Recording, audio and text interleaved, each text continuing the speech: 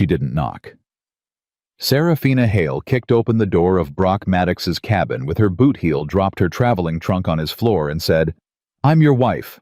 Point me to the kitchen so I can tell you I won't be spending much time in it."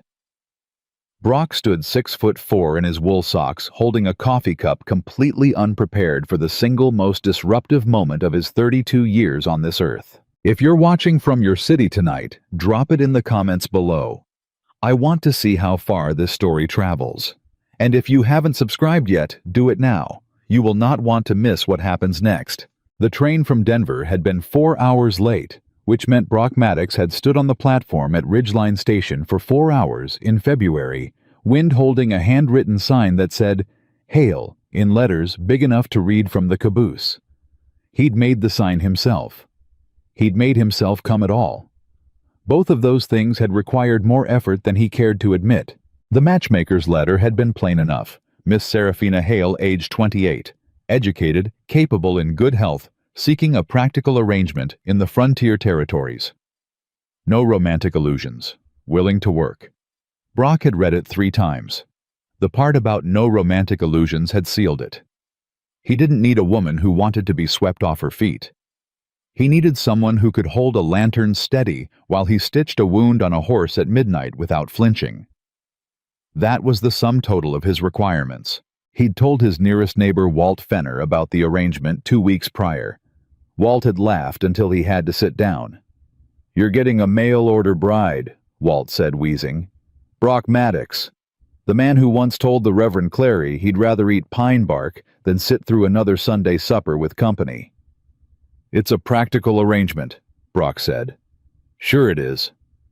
Walt had not stopped grinning for the better part of a week. The train arrived at 3:30. Brock watched the passengers unload 2 minors, a family with 4 children who all looked identical, an older woman in a fur-trimmed coat, and then a woman who stepped onto the platform like she owned the railroad and was considering whether to sell it. She was not what he'd pictured. He'd pictured someone quiet, someone who moved carefully and spoke in measured tones, someone who would look around at the mountains and feel appropriately humbled by the scale of the country she was entering. Serafina Hale looked at the mountains the way a general looks at terrain. She was assessing them. She was tall for a woman dressed practically in a dark wool traveling coat with no unnecessary flourishes, her dark hair pinned back in a way that suggested she'd done it herself, and done it fast. She carried a leather satchel over one shoulder, and a traveling trunk sat at her feet. And she was scanning the platform with sharp, dark eyes that missed nothing. They landed on Brock and his handmade sign, and she walked toward him without hesitation. "You're bigger than the letter suggested," she said by way of greeting. "The letter didn't describe me," Brock said. "No, but the matchmaker did. She said you were a large man. She undersold it." She held out her hand. "Serafina Hale." He shook it. Her grip was firm. "Brock Maddox." "I know. That's your sign." She looked at it briefly. "Nice lettering?" He couldn't tell if she was being sarcastic. He decided to let it go. "You have more luggage." "Just the trunk. I travel light." He picked up the trunk. It was not light. She didn't apologize for that, and something about that fact registered somewhere in the back of his mind as either a very good sign or a very bad one. The ride up to Black Ridge took 2 hours on a clear day. Today was not a clear day. The wind had picked up since noon, and the sky had that particular gray that Brock knew from long experience meant serious weather by nightfall. He told her this as they loaded the trunk into the back of the wagon. "How serious?" she asked. "Serious enough that we should move." She climbed up onto the wagon bench without waiting for assistance. He noticed that too. They were 20 minutes out of Ridgeline when she said, "The letter said the ranch runs cattle." 40 head, down from 62 last spring. What happened to the 22? Harsh summer. Lost 12 to drought conditions and 3 to a bad stretch of grazing near the creek bend. Sold 7 early when prices were still reasonable. She was quiet for a moment. "And the water situation now?" Brock glanced at her. Most women in his limited experience of this conversation asked about the house. "Well, situation's workable. Spring-fed source on the north pasture that held through last summer, but I've been meaning to dig a secondary well closer to the east fence line for 2 seasons. Why haven't you? 1 man, 40 head, and 17 miles of fence line to maintain, he said. Things get prioritized. 2 people now, she said. He looked at her again. She was watching the road ahead. Her expression matter of fact. Not arguing, not challenging, just recalculating. Like the arithmetic of the situation had simply changed, and she was updating her figures accordingly. 2 people now, he agreed. They hit the first real incline on the trail up toward Black Ridge, when the weather Walt had been predicting all week arrived with no further warning. Wind dropped the temperature 15 degrees in under a minute. Brock felt the wagon horse a steady roan gelding named Dutch tighten under the harness. Dutch doesn't like ice, Brock said. Then we walk him, Serafina said. She was already wrapping her coat tighter, but her voice hadn't changed register. No panic, no complaint. We're still 40 minutes from the cabin. Then we'd better start walking. She climbed down from the bench while the wagon was still rolling, which was either very capable or very reckless, and he genuinely wasn't sure which. She landed sure-footed, took hold of Dutch's bridle from the left side and started talking to the horse in a low, even voice. Dutch calmed immediately. Brock got down and took the right side. For a moment they walked in silence on either side of the horse's head, the wind driving needles of snow horizontal across the trail, and he thought she's done this before. Not this exact trail, but this exact situation. Cold, unexpected, no margin for error. She'd been here before in some form, and it hadn't broken her. Where'd you come from? He asked. Before Denver. Kansas originally, then 2 years in Cheyenne. Doing what in Cheyenne? Working on a cattle operation, bookkeeping, some management, some fence work when they were short. She paused. They weren't expecting the fence work either. I imagine not. It was their loss, she said flatly. I'm good at it. He believed her. He didn't know why yet, but he believed her. They got Dutch and the wagon to the cabin, just as the storm closed in full. Brock got the horse into the small barn and put out feed while Serafina, without being asked, carried her own trunk to the cabin door. When he came inside, she was standing in the center of the main room, taking inventory of it the same way she'd taken inventory of the mountains, not judging, assessing. The cabin was not a small space by frontier standards. 1 large main room with a stone fireplace, a table, 2 chairs, a cast iron stove. A sleeping room off the back.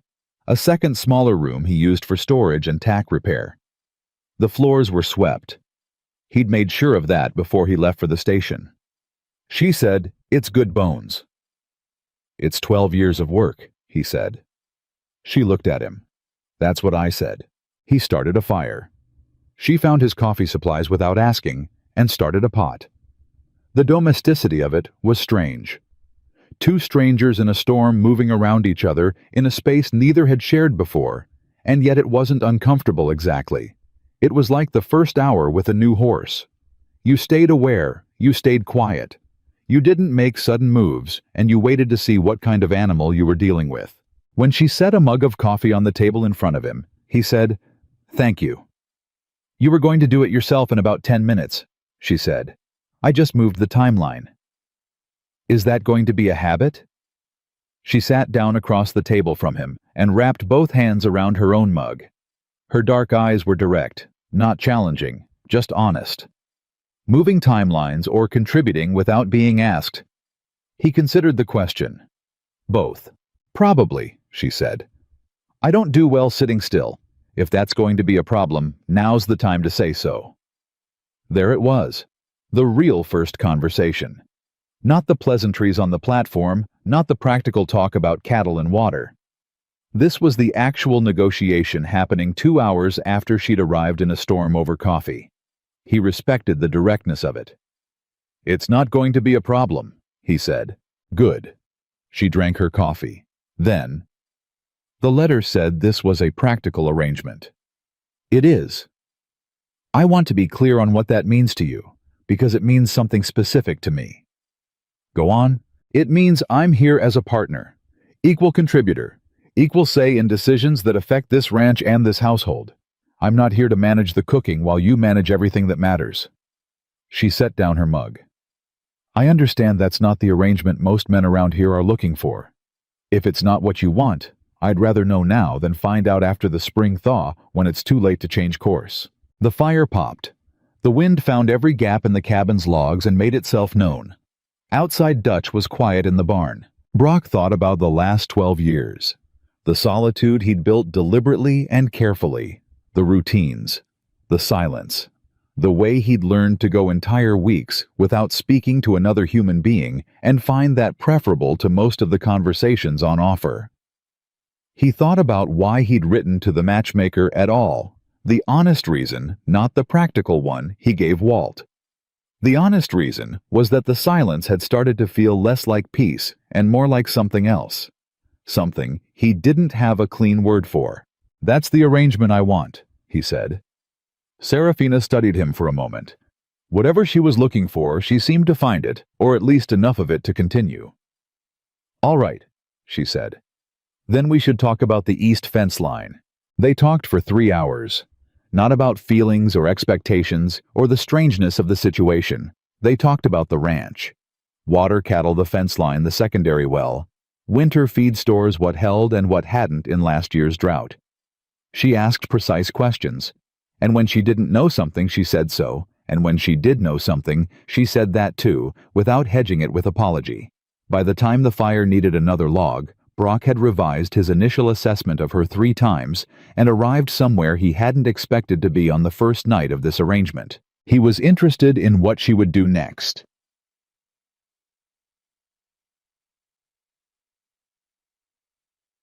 The first morning arrived gray and bitter cold, with the particular intensity that February mornings in the high country reserved for testing new arrivals. Brock was up before first light as always, and had coffee going, and was pulling on his second layer when he heard movement from the storage room where he'd set up a cot for her the night before the sleeping room was his. That had been an unspoken but clear boundary on both sides, no discussion required. He expected to hear her settle back down. It was barely 4 in the morning. Instead, the storage room door opened and Serafina came out, already dressed boots, on hair pinned back, looking entirely awake. "You're up," he said. "I'm a rancher," she said. "What time do the cattle need morning check?" 4:30. "Then I'm up." She poured herself coffee. "What do you need me on first?" He took her through the morning routine without softening it. Water troughs, which froze overnight and needed to be broken by hand with a mallet. Feed distribution to the cattle still in the winter pen. Check on Dutch and the 2 other horses in the barn.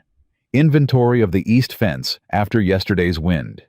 He described it the way he would to a hired hand on their first day, matter-of-fact, no hand-holding. She kept up with him through all of it. Not gracefully at first. She didn't know the rhythms of the place yet, didn't know which pen gate stuck, or that the second water trough always iced faster than the first. But she adapted.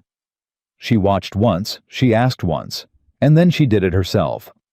When she split the ice on the second trough, she used too much force on the first swing and sent ice chips into her own face, and she made a short sound that was almost a curse, and then adjusted her grip and did it correctly the second time without comment. "You do that differently than I do," she said, watching him on the first trough.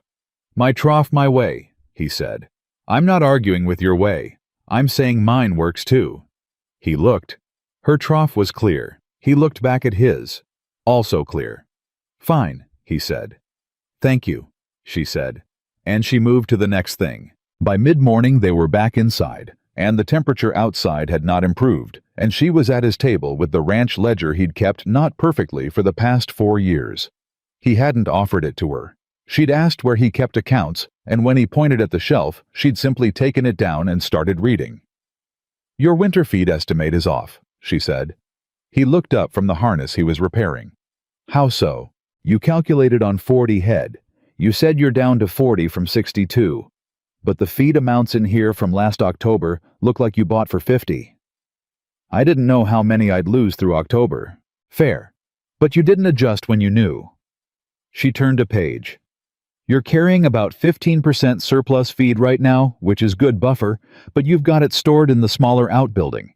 And if you get a bad enough wet spell in March, The floor in there is going to let the bottom bags take on moisture.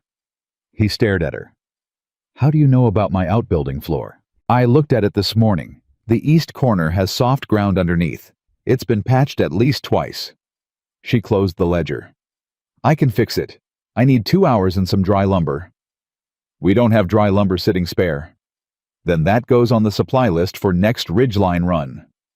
She made a note on the inside cover of the ledger, neat and precise, and put it back on the shelf where she'd found it. He realized he was still holding the half-repaired harness and had stopped working on it some minutes ago. He picked up the needle again. You always move this fast. When there's work to do, she said, you have a problem with it. No, he said and meant it. Bed. Walt Fenner came by on the third day, ostensibly to check that the storm hadn't damaged Brock's east fence, where the two properties met. The fence was fine, and Walt knew it, and the real reason he came was obvious from the moment he rode up and started grinning before he'd even dismounted. Serafina was at the corner of the barn, resetting a door hinge that had been loose since November. Walt watched her work for about 10 seconds before turning to Brock with an expression of open delight. She's fixing your barn, Walt said. Hinge was loose, Brock said. You've been saying that hinge was loose since November. I've been busy. Walt lowered his voice to something that was not actually quiet.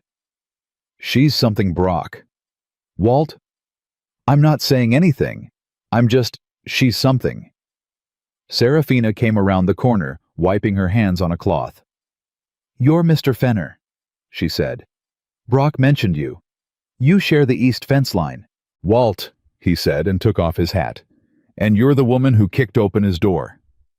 She looked at Brock. Brock looked elsewhere. He told you that, she said. He told me that. Walt confirmed happily. I didn't kick it. The latch was frozen and I used my foot. There's a difference. The difference being intent, she said. I wasn't making a statement. I was dealing with a frozen latch. Walt laughed the full and genuine laugh that he reserved for things that genuinely surprised him, and he said, You'll do fine here, Mrs. Maddox. Miss Hale, Serafina said. For now. Walt glanced at Brock. Brock said nothing. Walt put his hat back on and looked between them with the expression of a man watching something interesting develop and wisely choosing not to interfere. Well, he said, I'll leave you both to it. After Walt left, Serafina went back to the barn without comment. Brock stood by the fence for a moment, then followed her. You didn't have to correct him, he said. She looked up from the hinge. Would you have preferred I didn't? That's not... He stopped. The arrangement doesn't require you to take my name. I wasn't assuming anything. I know you weren't. She tested the hinge. It moved clean and smooth. I corrected him because it's accurate. We're not married yet. When we are, if we are, I'll think about the name then. She stood. Does that bother you? He considered it honestly. No, he said. Good. She picked up her tools. Because there are about 6 other things on this property I want to fix before we have that conversation. The town of Ridgeline knew about Serafina before she ever set foot on Main Street. Walt had been in to collect supplies 2 days after her arrival, and had told it the way Walt told everything, with enthusiasm and very little editing. By the time Brock brought her in on the supply run at the end of the second week, Ridgeline was waiting with the particular alert attentiveness of a small community that has been anticipating something. She didn't flinch under it. She walked into Garner's general store like she'd been shopping there for years. Introduced herself to Clyde Garner with a direct handshake and a list of supplies that she'd written out with exact quantities, and proceeded to have a 20-minute conversation with him about regional pricing on winter feed. That left Clyde Garner, who had been operating that store for 19 years, and prided himself on knowing everything about local commodity prices, genuinely reconsidering 3 of his own numbers. Brock watched this from near the door and felt something he identified after a moment's consideration as pride. He kept that to himself. The trouble started at the back of the store near the dry goods. A woman named Marta Hensley, who was the wife of the man who held the best water rights in the valley, and never allowed anyone to forget either fact, was examining Flower when Serafina moved past her with her supply list. "You're the Maddox woman," Marta said. "Not a greeting, a categorization." "Serafina Hale," Serafina said and kept moving. "Hale," Marta repeated in a tone that made the word into something smaller than it was. "Not married yet, then?" "Apparently news travels fast in Ridgeline." "It's a small town." "So I see." Serafina turned back to her list. "Excuse me, I need to check the salt prices." "You won't last," Marta Hensley said. Her voice had dropped just enough to be a private cruelty rather than a public one. "Women who come out here thinking they're different than the rest, they all end up broken or gone. The mountain doesn't accommodate." Serafina turned around slowly. Brock across the store saw it happen and went very still. "I'm not asking the mountain to accommodate me," Serafina said. Her voice was perfectly even. "I'm planning to be useful enough that accommodation becomes irrelevant." She tilted her head slightly. "Is there something specific that concerns you about my being here, Mrs. Hensley? Because if you'd like to have that conversation plainly, I'm happy to have it. If you'd prefer to have it in pieces in a general store, that's also your choice. But I want to be clear that the version in pieces doesn't bother me any more than the direct version would." Marta Hensley opened her mouth and then, finding nothing adequate, closed it. "Good," Serafina said. "Have a nice afternoon." She came back to the front of the store with her completed supply list and found Brock waiting with an expression she hadn't seen on him before. She couldn't immediately name it. "What?" she said. "Nothing," he said. "You're looking at me." "I look at things," he said. "It doesn't always mean something." But it did, and she filed that away. By the end of the first month, they had established a working rhythm that Brock would not have predicted and could not have designed. It wasn't anything formal. It had simply emerged from the daily collision of two people who were both too stubborn to do things badly and too practical to waste time on conflict that served no purpose. She took the ranch accounts fully. He didn't ask her to. She simply produced one evening a reorganized ledger with 4 years of back records recategorized in a way that made immediately clear where money had been lost and where it could be recovered, and set it on the table in front of him with a pot of coffee. He looked through it for an hour. He found 2 errors in her calculations and pointed them out. She corrected them without argument, looked at the revised figures and said, "That actually makes the water situation more urgent than I thought." "I know," he said. "You knew and you didn't." She stopped, started again. "All right. What's been stopping you from digging the secondary well?" "The cost. I've reorganized 3 of your feed contracts already. We can have enough saved by June. June is too late for spring planting rotations." "I know, but it's not too late for summer drought protection." She folded her hands on the table. "We plan for June. We start prep work. Now labor costs nothing if it's us doing it." "It's hard ground in that section." "I've done harder." He believed her again. He kept believing her, and each time the belief was slightly larger than the last, and he was starting to understand that this was not a comfortable position to be in. It was too easy to rely on her certainty when he couldn't locate his own. Too easy to let her confidence become a thing he leaned against. He didn't like needing things he hadn't built himself. "You're doing it again," she said. He looked up. "What?" "Going somewhere internal and not coming back from it." She wasn't irritated, she was observational. "It happens when the conversation gets too close to something. I've been trying to figure out what the something is. And I think you don't like being uncertain in front of people." The accuracy of that landed harder than he expected. He picked up his coffee and didn't say anything for a moment. Most people don't like being uncertain in front of people. Most people cover it with noise. You cover it with distance. It's more elegant, but it's the same instinct. She watched him. "I'm not going to use it against you. I want you to know that." "Why are you telling me?" "Because you're about to put 12 feet of distance between yourself and this conversation, and I'd rather you didn't." She held his gaze. We can't build anything useful on a foundation we won't look at directly. The fire was low. The storm had passed days ago, but the cold had stayed the kind of cold that settled into mountain country and made itself permanent until it decided otherwise. He thought about the 12 years he'd spent in this cabin, learning to want nothing that could leave. He thought about the night she'd arrived, the door, the trunk, the frozen latch, the deliberateness of everything she did. He said, "I don't know what this is supposed to become." "Neither do I," she said. "That's not the problem. The problem would be if neither of us was willing to find out." He was quiet. She waited, and the waiting was patient, rather than pressuring, and that patience was its own kind of argument. "All right," he said finally. "All right what?" "All right, I'm willing to find out." She didn't smile. She did something quieter than a smile, a small release of something that had been carefully held, and she said, "Then we start on the well prep tomorrow." "I'm starting to think you've been maneuvering toward the well this entire conversation." "The well and the conversation aren't separate things," she said. "That's what I'm trying to tell you."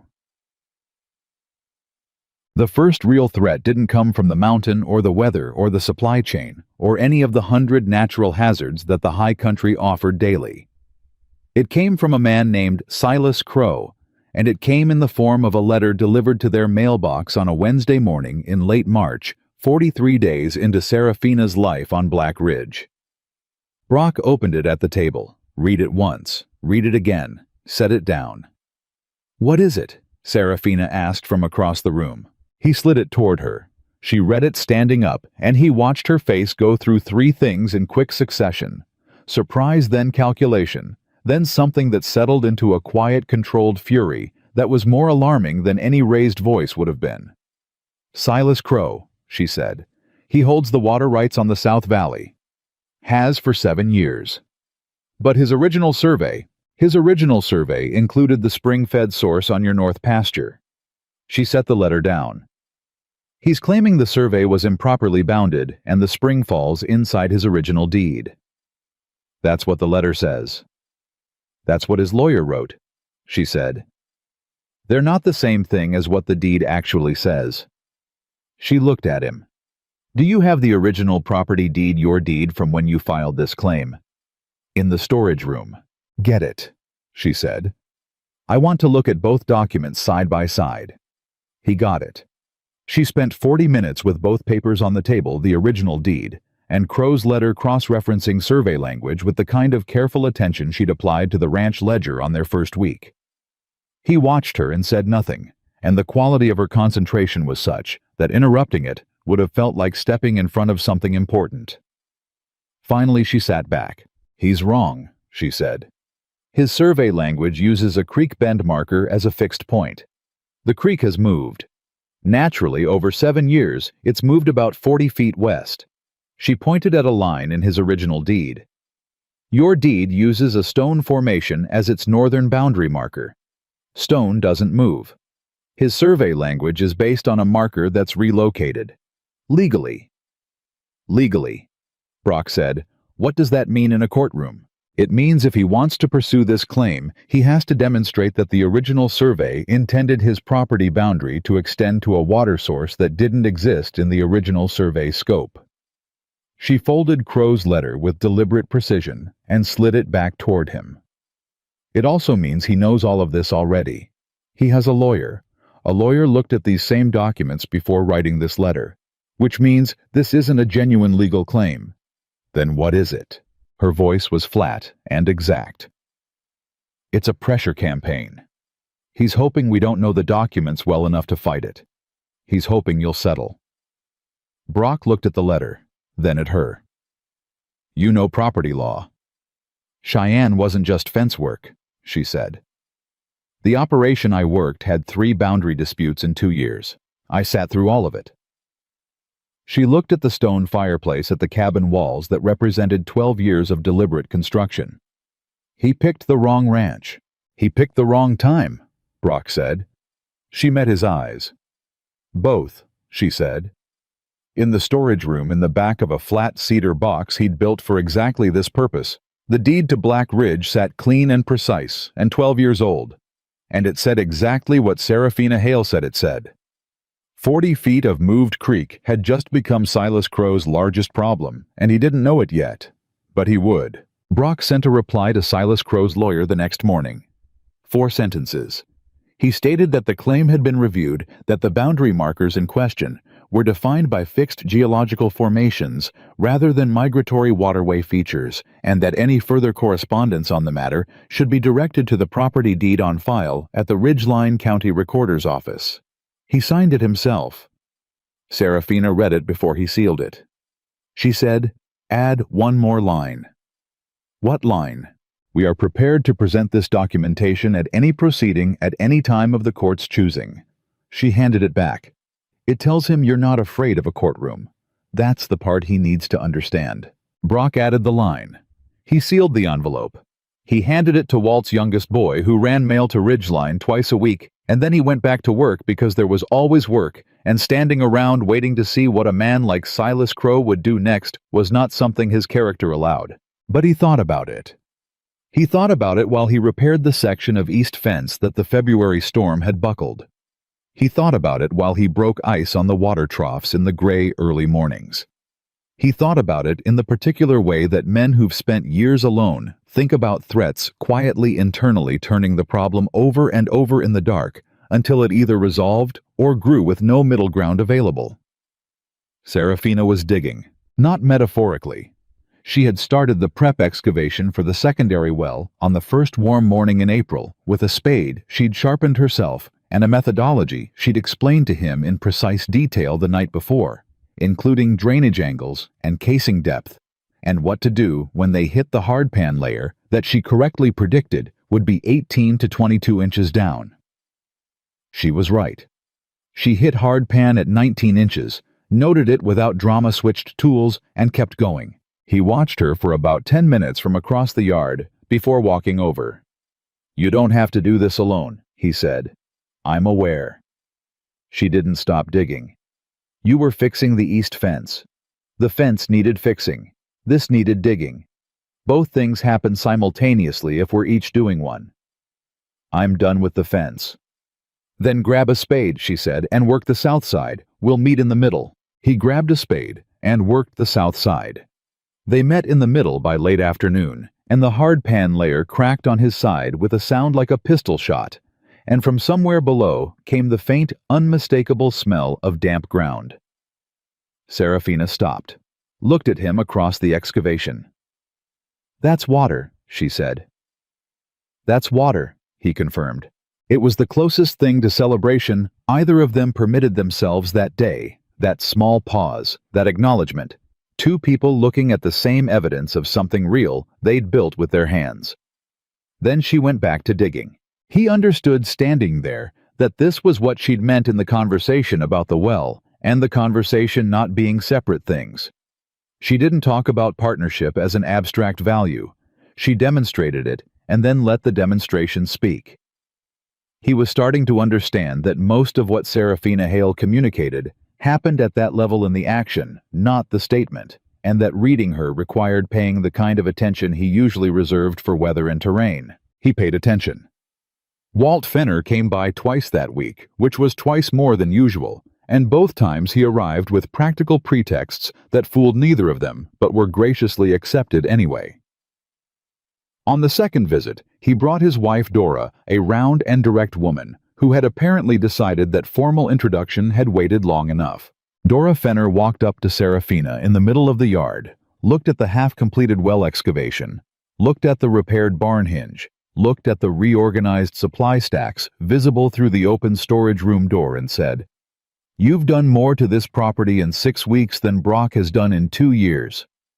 "That's not fair to Brock," Serafina said. "One person can maintain. It takes 2 to build." Dora looked at her with the measuring look of a woman who has encountered very few people she considered her equal and was determining whether this was one of them. "You're not what I expected," she said. "What did you expect?" "Walt said you were capable. Walt calls every horse he's never ridden capable." She paused. "You're something else." "I'm practical," Serafina said. "No, Dora said. Practical is common. You're clear-sighted. That's rarer. She turned toward the cabin. I brought a pie. Come inside and tell me about the water situation. Walt says you're solving it, and Walt never understands anything technical, so I'd like to hear it directly. Brock, who had been watching this exchange from the barn, heard Serafina laugh for the first time. It was short and genuine, and surprised her as much as it surprised him, and the sound of it hit him in a way he didn't anticipate, and chose not to examine too closely. He went back to the barn and listened to the two women talk inside, and thought she's going to be all right here. Then he caught himself thinking it, and revised she was always going to be all right here. The question is whether here is going to be all right with her. That felt more honest. The letter from Silas Crow's lawyer arrived 9 days after Brock's reply. It was longer this time, and the language had shifted from polite legal assertion to something that had teeth in it. The lawyer, a man named Percival Dart, whose name Serafina said aloud, once in a tone that suggested she found it appropriate, was now citing an amended survey filing that Crow had apparently registered with the county in February. 6 weeks ago, 3 weeks before Crow's first letter, Serafina read this one standing at the table with her coat still on, just back from the morning chores. She read it twice, which told Brock it was serious because she never needed to read anything twice unless it had changed the situation. He filed an amended survey, she said. I see that. He filed it before he sent us the first letter. She set the pages down. He was establishing a paper trail before he contacted us, which means he knew we'd object, and he was preparing to take it to a formal proceeding from the start. So the first letter was never about settling. No. She looked at him. The first letter was about seeing how fast we'd respond and how clearly we understood the documents. He was testing what he was up against. She pulled off her coat. And we showed him with your reply, which was the right thing to do. Now he knows we're not ignorant, and he's moved to the next instrument. The amended survey, which we have to challenge, at the county level before it gets to a circuit court. She sat down. That means Ridgeline. That means the recorder's office and probably Judge Hennessy. She paused. Is Hennessy fair? Brock considered this carefully. Hennessy is honest, he said. Fair depends on who's in the room with him. Who will be in the room with him if Crow pushes this to a formal hearing? Crow has money. Money in Ridgeline buys presence. It doesn't always buy outcomes, but it buys presence. Then we need presence too. She folded her hands. Do you know anyone with standing in this county who knows this land and doesn't owe Crow anything? Brock thought. Walt knows the East Valley better than anyone alive. He homesteaded his section in the same year I filed Black Ridge. He was witness to the original survey markers. Walt is a witness, Serafina said quietly, like she was filing the information in the correct cabinet. That's different from just a neighbor. She looked at the letter again. How much time do we have before the amended survey becomes a matter of settled record? 60 days from the filing date to file a counter-challenge.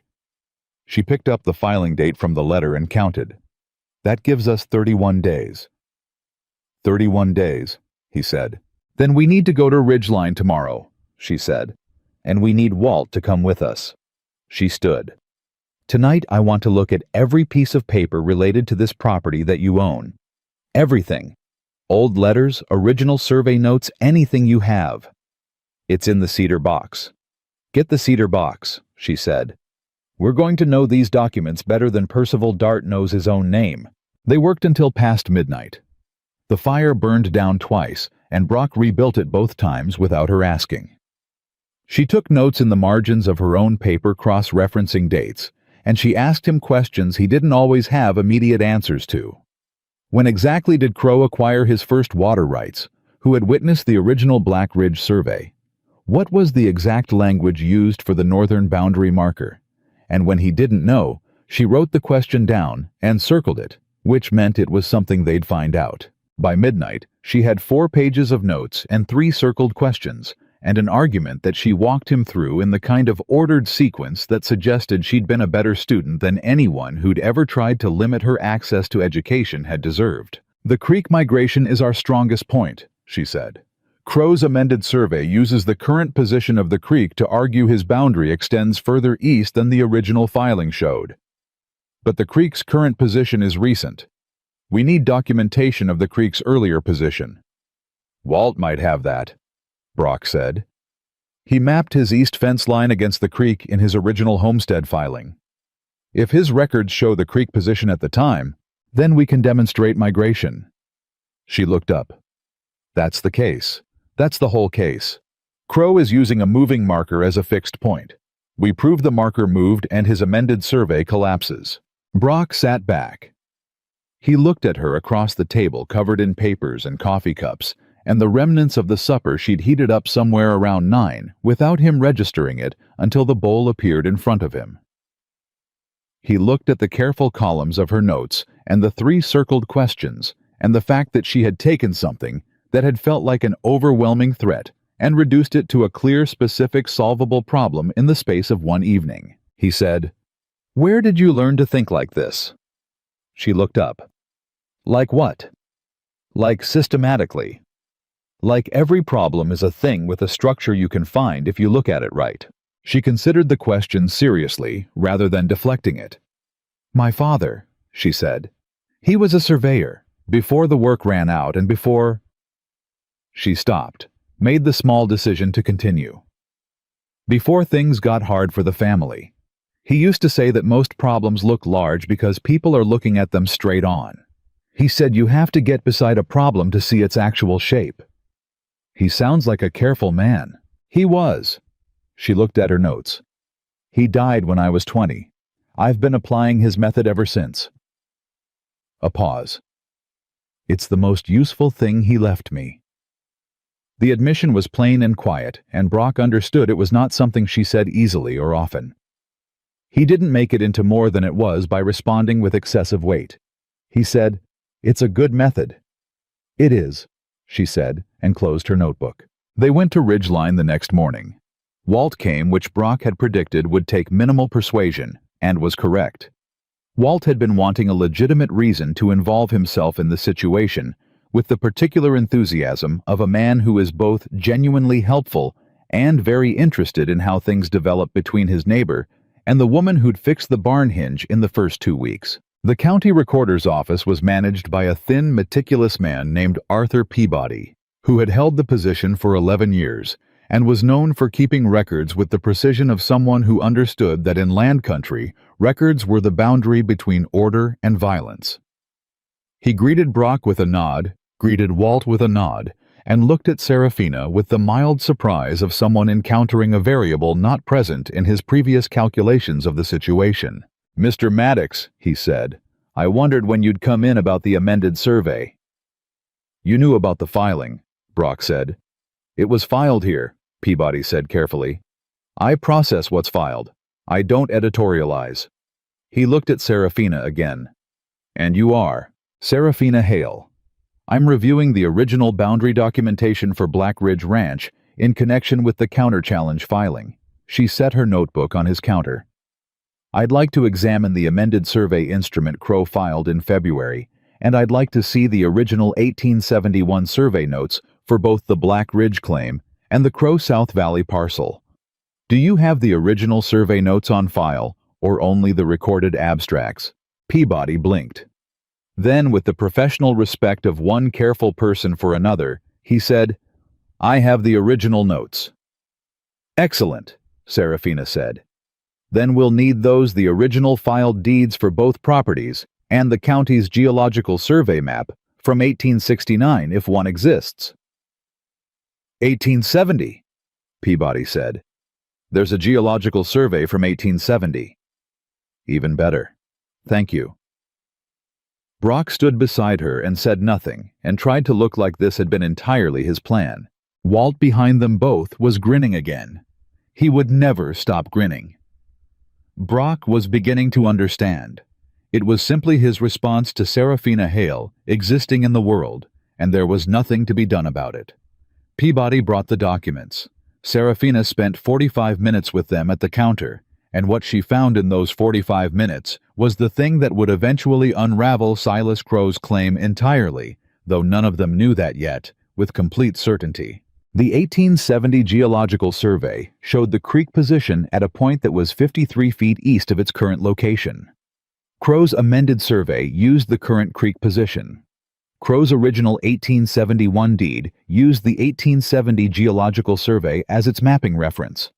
The amended survey was in effect using a different baseline than the document it was purporting to amend. He can't amend to a position that contradicts his own original reference document, Serafina said quietly. Peabody, who had been pretending to organize things at the far end of the counter while clearly listening, said without looking up, "That would be an irregular amendment." "Irregular," she said. "Or fraudulent, depending on whether Percival Dart knew what he was doing when he filed it." Peabody said nothing. His silence had a particular quality. "File the counter-challenge today," Serafina said to Brock. "We don't have the written challenge prepared." "I wrote it last night," she said, "after you went to sleep." She produced 4 folded pages from her notebook. Brock took them and looked at them and understood with the clarity of a man who's been building something without knowing the name of what he's building that he had been in over his head from the moment she stepped off that train and had simply been too occupied to notice. He filed the counter-challenge. Arthur Peabody processed it with the careful efficiency of a man who found the whole situation interesting and was not going to say so. Walt signed as a witness to the original boundary markers, which was the thing they'd actually needed him for, and which he did with the quiet seriousness of someone who understood that this signature was a meaningful thing. Outside the recorder's office on the wooden sidewalk, with the April wind still carrying winter in its back teeth, Walt looked at Serafina and said, "Crow's not going to take this quietly." "I know," she said. "He's not a man who accepts correction, especially not from—" Walt stopped. "From a woman," she said. "From anyone who came in from outside," Walt said carefully. "He's been the largest operator in this valley for 7 years. He doesn't know how to lose a piece of ground." "Then he's about to learn," she said. Brock was watching the street. Down at the far end outside the Ridgeline Cattlemen's Association, he'd spotted a man he recognized. Crow's ranch foreman, a thick-shouldered man named Dent, who was in the process of not very subtly watching them from under the brim of a hat that was slightly too large for his head. The fact that Dent was in Ridgeline on the same day they were was not a coincidence. "We've got eyes on us," Brock said quietly. Serafina didn't turn around. "Since when?" "Since we came out of Peabody's." "Then Crow knew we were coming in today." She thought about that. "Someone told him." "Small town," Walt said, his voice losing its lightness. "Small town," she agreed. She finally turned casually and looked down the street. Dent looked away. She looked back at Brock. He was watching to see if we'd file or if we'd come in to look and go home to think about it. "And now he knows we filed. And now Crow knows we filed," she said, "which means the pressure changes shape.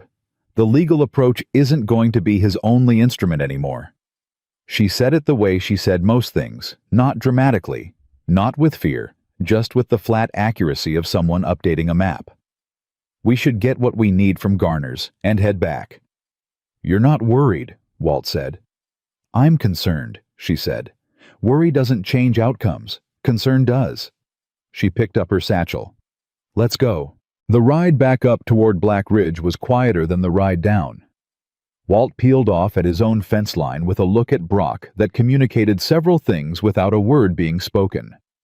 Primary among them being, "I think this is getting serious," and secondary being, "I'm here if you need me," and tertiary being the eternal grin that was simply part of Walt's composition and could not be suppressed regardless of circumstance. Brock and Serafina rode the last stretch alone.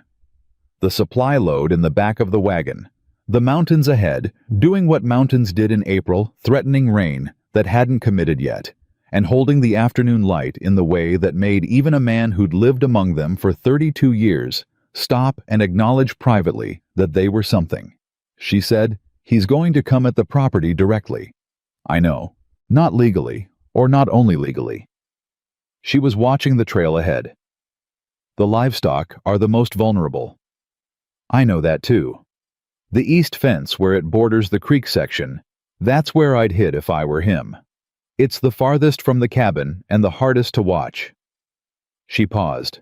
We need a routine, a specific check schedule morning and night on that fence line. And we need the cattle moved closer to the home pasture for the next month. Moving 40 head will cost us grazing. Losing cattle to poisoned water or cut fence will cost more. She said it without inflection. Facts were facts. He moved the cattle the next morning, took 4 hours and required more of his vocabulary than the situation strictly demanded when the lead steer decided the relocation was personally offensive. Serafina worked the east flank on horseback. She'd been riding his second horse, a gray quarter mare named Ida, with an ease that told him she'd been riding since before she could write, and she moved cattle with the same economy of motion she brought to everything. No wasted effort, no drama, just the right action at the right moment.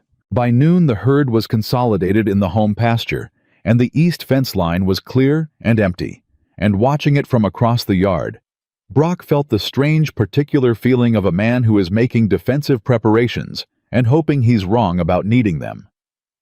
He wasn't wrong. It was the 14th of April, 3 weeks after they'd filed the counter-challenge on a Tuesday night, when the moon was covered and the temperature had dropped back hard toward freezing. Brock woke at 2 in the morning from a sleep that had never been deep. He slept the way a man sleeps who has lived alone long enough that the sounds of his property are as familiar as his own breathing, and something in the sound had changed. He was dressed and had his rifle in hand before he was fully awake. Serafina was already standing at the storage room doorway when he came through the main room. She was in her wool coat over her nightclothes, holding a lantern that she hadn't lit yet. "East pasture," she said. "I heard it too," he said. "I'll check the cattle." "You'll stay in the cabin." "I'll check the cattle," she said, with the particular flatness that meant the conversation was over. "You go east. You're faster on that terrain, and you know it better than I do. I'll get to the herd and count." He went east. She went to the cattle. That was the arrangement made in 6 seconds in the dark of the cabin, and neither questioned it, because there wasn't time, and because they both knew the other would do exactly what they said they'd do. He found the fence cut on the creek boundary. Clean cuts, not wire failure. Someone had taken cutters to 3 consecutive posts across a 20-foot span. Fresh cut, the wire ends still bright. He stood over it in the dark for a moment and felt something that was not quite anger and not quite fear, and was in fact the particular cold clarity that arrives when a situation has crossed from threat into action. He walked the fence line north and south for a quarter mile each way. No other cuts. The single breach was designed to let something in or let something out, not to destroy the fence. Targeted. Professional enough to be worrying. When he got back to the home pasture, Serafina was with the herd working her way through with the lantern now lit, touching flanks, looking at eyes watching gate. She looked up when he arrived. "Fence cut," he said. "East line." "How bad?" 3 posts, 20-foot gap. No other damage I could find." "Cattle are all here," she said. 40 head. I've counted 37, and I'm still moving through. Nothing obviously wrong with any of them yet." She touched the nose of the nearest steer, who regarded her with the bovine patience of an animal that has decided she is acceptable. Yet. "They might have been scouting," Brock said, "or making a point. Or they ran the numbers and decided cutting the fence without doing anything visible is worse than cutting it and leaving clear evidence of tampering." She met his eyes over the lantern light. "It keeps us off balance. We don't know what to expect next." "That's exactly what it does," he said. She finished her count. 40, head all present. Nothing visibly wrong with any of them, which meant if there had been contact with the herd, the effect wasn't immediate. He stayed with the cattle while she went back to the cabin and came back with coffee in 2 metal cups, which was not a romantic gesture, but was one of the most purely practical acts of care he had received in a long time, and he took it without comment. And they stood in the dark with the 40 cattle and the cut fence and the covered moon and drank their coffee and waited for dawn. In the morning, they repaired the fence. Dora Fenner came over without being summoned. Walt had seen Brock on the east fence at first light and sent her, and she stayed with Serafina while the men worked the fence line. And when Brock came back from the repair, Dora was sitting at his table with Serafina, and they were not talking about the cattle. They were talking about Silas Crow's history in the valley, the families who'd sold and left, the homestead on the North Ridge that had mysteriously burned in a dry September 3 years ago. The fact that no one had filed a formal complaint against Crow in 7 years of his operation, because no one who had considered it had felt certain enough of the outcome to risk the retaliation. Brock stood in the doorway and listened. "You're the first people who've pushed back in writing," Dora said. "That's what's different. He's used to people backing down when the lawyer letter arrives." "We didn't back down," Serafina said. "No," Dora said, "and he knows it, and he doesn't know what to do with that yet." She folded her hands on the table. "Which makes the next few weeks the most dangerous time." Serafina looked at Brock. He looked back. Between them, the understanding of everything that sentence meant moved without requiring words to carry it. She turned back to Dora. "Then we make sure we're not alone in this," she said. "Who else in this valley has Crow come at? Who else has something to lose if his water claim holds?" Dora thought. She named 4 families, 2 still in the valley, 2 who'd sold to Crow's operation but retained grazing rights that would be affected by a water boundary change. She named them the way you name a list of people who don't yet know they're on the same side of something, and Serafina wrote them down with the same careful hand she used for the ranch accounts and the legal notes and every other thing she'd decided needed to be recorded precisely. 4 names, 4 families, and a cut fence on the east line, and a case at the county recorder's office, and 31 days now down to 12 before the counter-challenge hearing. "We need to talk to these people," Serafina said. "They may not want to get involved," Brock said. "They're already involved," she said. "They just don't know it yet." She closed the notebook. "That's what we're going to tell them." She said it the way she said everything, without performance, without decoration. Just the fact of it, and the intention behind it, clean and clear as the spring water coming up from the ground, where they dug through hardpan together through 20 feet of resistance, because that was what the situation required. Brock had spent 32 winters carving solitude out of this mountain. He had been very good at it. He understood now, in the way you understand something, when it's already changed, and the understanding is just the last piece arriving that the solitude was over. Not because she had ended it, but because he had stopped wanting it somewhere between the frozen latch and the coffee in the dark and the 40 head counted by lantern light, and the wanting had ended so quietly he hadn't heard it go. He hadn't heard it go, but he felt the difference. And standing in his own cabin with his neighbor's wife at his table, and his with Serafina Hale, writing names in a notebook that was already half full of the work of keeping this land. He felt the difference, the way you feel ground that holds after you've been on ground that didn't. Solid, real, something worth defending. He sat down at the table. "Tell me about these 4 families," he said.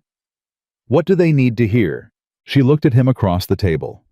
Something in her expression shifted, not dramatically, not a declaration, just a small, precise acknowledgement, like a door that had been mostly open, moving the last inch to fully open. "Let's start with the Aldrichs," she said. "They're closest. We go to them tomorrow." The Aldrich place was 7 miles south of Black Ridge, close enough to share the same water table, and far enough that Hank Aldrich had spent 3 years telling himself that whatever happened to his neighbors was not his business. He was a careful man, Hank Aldrich. Careful men in this valley had survived longer than most. He'd watched 2 homesteads fold in the years since Crow had consolidated his South Valley operation, and he had drawn the private conclusion that survival required a very specific kind of selective blindness. Serafina dismantled that conclusion in about 20 minutes. She didn't attack it. She sat at Hank Aldrich's kitchen table across from Hank and his wife Ruth, with Brock beside her and the 4 pages of counter-challenge documentation on the table between them, and she laid out the water situation with the same systematic clarity she'd used on Brock's ledger on their first week. the creek migration, the 1870 Geological Survey, the fraudulent amendment. The way Crow's boundary claim, if it held, would move the effective water rights line 53 feet east, which didn't just affect Black Ridge's spring-fed source. It redrew the access line for every property that touched that creek system. Hank listened. His expression didn't change. Ruth's did. "How far east does the new line run?" Ruth asked. "If Crow's amendment is accepted as filed, the eastern boundary of his water claim extends to here." Serafina pointed at a rough sketch she'd drawn from the 1870 survey. "Your north pasture well sits inside that line." Ruth looked at Hank. Hank looked at the sketch. "That's our primary water source," he said. His voice had flattened. "I know," Serafina said. "That's why I'm here." Hank was quiet for a long moment. The careful man was recalculating. Brock watched him do it and recognized the process, the same internal arithmetic he himself had done on a dozen different problems in 12 years, weighing risk against risk, trying to find the version of the situation where caution was still the right answer. "He cut your fence," Hank said finally, not a question. "3 days ago," Brock said. "He burned the North Ridge homestead 3 years ago," Hank said. "Couldn't prove it. Nobody could prove it. The family left before anyone had time to investigate properly." He looked at the sketch again, then at Serafina. "What do you need from us?" "A signed statement confirming the creek position as you've observed it from your property over the past 5 years," Serafina said. "And your presence at the hearing if Judge Hennessy calls witnesses." "That's not nothing," Hank said. "No," she agreed. "It's not." Ruth put her hand flat on the table. "We'll do it," she said. Hank looked at his wife. Ruth did not look back at him, which meant the conversation between them was already over and had been decided from the moment she'd heard the word "well." "We'll do it," Ruth repeated. "Write what you need us to sign." They had the Aldriches. They got the Pearson family 2 days later easier because Tom Pearson had been looking for a reason to stand up to Crow since the water dispute that had cost him 3 weeks of grazing rights 2 summers ago, and had never found a version where standing alone made mathematical sense. He signed before Serafina finished explaining the survey discrepancy, which told her he'd been waiting for someone else to move first. The 2 families who'd sold to Crow but retained grazing rights were harder. One refused outright the Harmons, who had a son working on Crow's ranch operation and weren't going to put that employment at risk for a boundary dispute that might not go anywhere. Serafina accepted their refusal without pressure and filed them away as a possibility rather than a certainty. The other family, the Garcias, took 4 days and 2 visits and a conversation between Maria Garcia and Serafina that Brock was not present for, and that Serafina described afterward only as necessary. Whatever was said, Vicente Garcia signed the following morning with the expression of a man who has made a decision he's known was coming for years. 4 signed statements. Walt's witness testimony about the original boundary markers. The 1870 Geological Survey. Arthur Peabody's careful and neutral records. And the counter-challenge already on file. 8 days before the hearing, Serafina told Brock the case was strong. He told her a strong case and a one case were different things. She said, "I know, but a strong case changes what Crow tries next." She was right, and what Crow tried next arrived not through lawyers or surveyors, but through Brock's cattle on a Wednesday morning in the last week of April. He found the first steer down at morning check alive, but wrong glassy-eyed and stiff in the hindquarters, in a way that had nothing to do with cold. He found the second 20 minutes later, showing the same signs. He went directly to Serafina. He said 2 words. "Something's wrong." She was at the east fence with the cattle inside of 4 minutes. She examined the first steer, then the second with her hands on their flanks, and her face close to their muzzles and her focus complete. She looked at the water trough nearest the east gate. She bent down and smelled it. She didn't touch the water. She stood up. "Get them off this trough," she said. "Move the whole herd to the north pasture source, now." You think it's the water. I think that trough smells like copper, and something else I can't name cleanly, but that doesn't belong in water. She looked at him. Don't touch it with your hands. Use the pump handle to drain it, and don't let any of the runoff near the creek. He moved the herd. She drained the trough. The two affected steers were isolated in the small pen near the barn, and Serafina sat with them for 2 hours running through what she knew of stock poisoning. Which was, it turned out, not inconsiderable, because the Cheyenne operation had lost 3 head to contaminated water in her second year, and she had learned everything she could about it in the weeks after. If it's what I think it is, they need to keep moving, she told Brock. Walk them. Slow circles. Don't let them lie down. Why? Because the toxin, whatever it is, disrupts muscle function, and they'll bloat if they stay still. She was walking the smaller of the 2 steers herself, one hand on his halter steady circles in the pen. Keep the other one moving. I'll tell you when to stop. He walked the steer. She walked hers. They did this for 3 hours, talking in short exchanges across the pen, and by noon both animals were showing improvement. Not full recovery, but the glassy look was receding, and the muscle stiffness had eased enough that the danger felt past. Dora Fenner, who had apparently developed an intelligence network regarding events at Black Ridge that would have impressed a military commander, arrived at 2 in the afternoon with a jar of something she called a drench and instructions from her father, who had ranched in Texas for 40 years. She administered it to both steers with the confidence of someone who has done it before, and by evening both animals were on their feet and eating. Brock stood outside the pen and looked at the 2 surviving steers and felt the anger that had been very cold and very controlled since the fence-cutting heat-up several degrees. He had been managing it deliberately because hot anger made bad decisions, and bad decisions in a situation like this could cost more than cattle. But there was a limit to management. He poisoned my water, Brock said. Yes, Serafina said.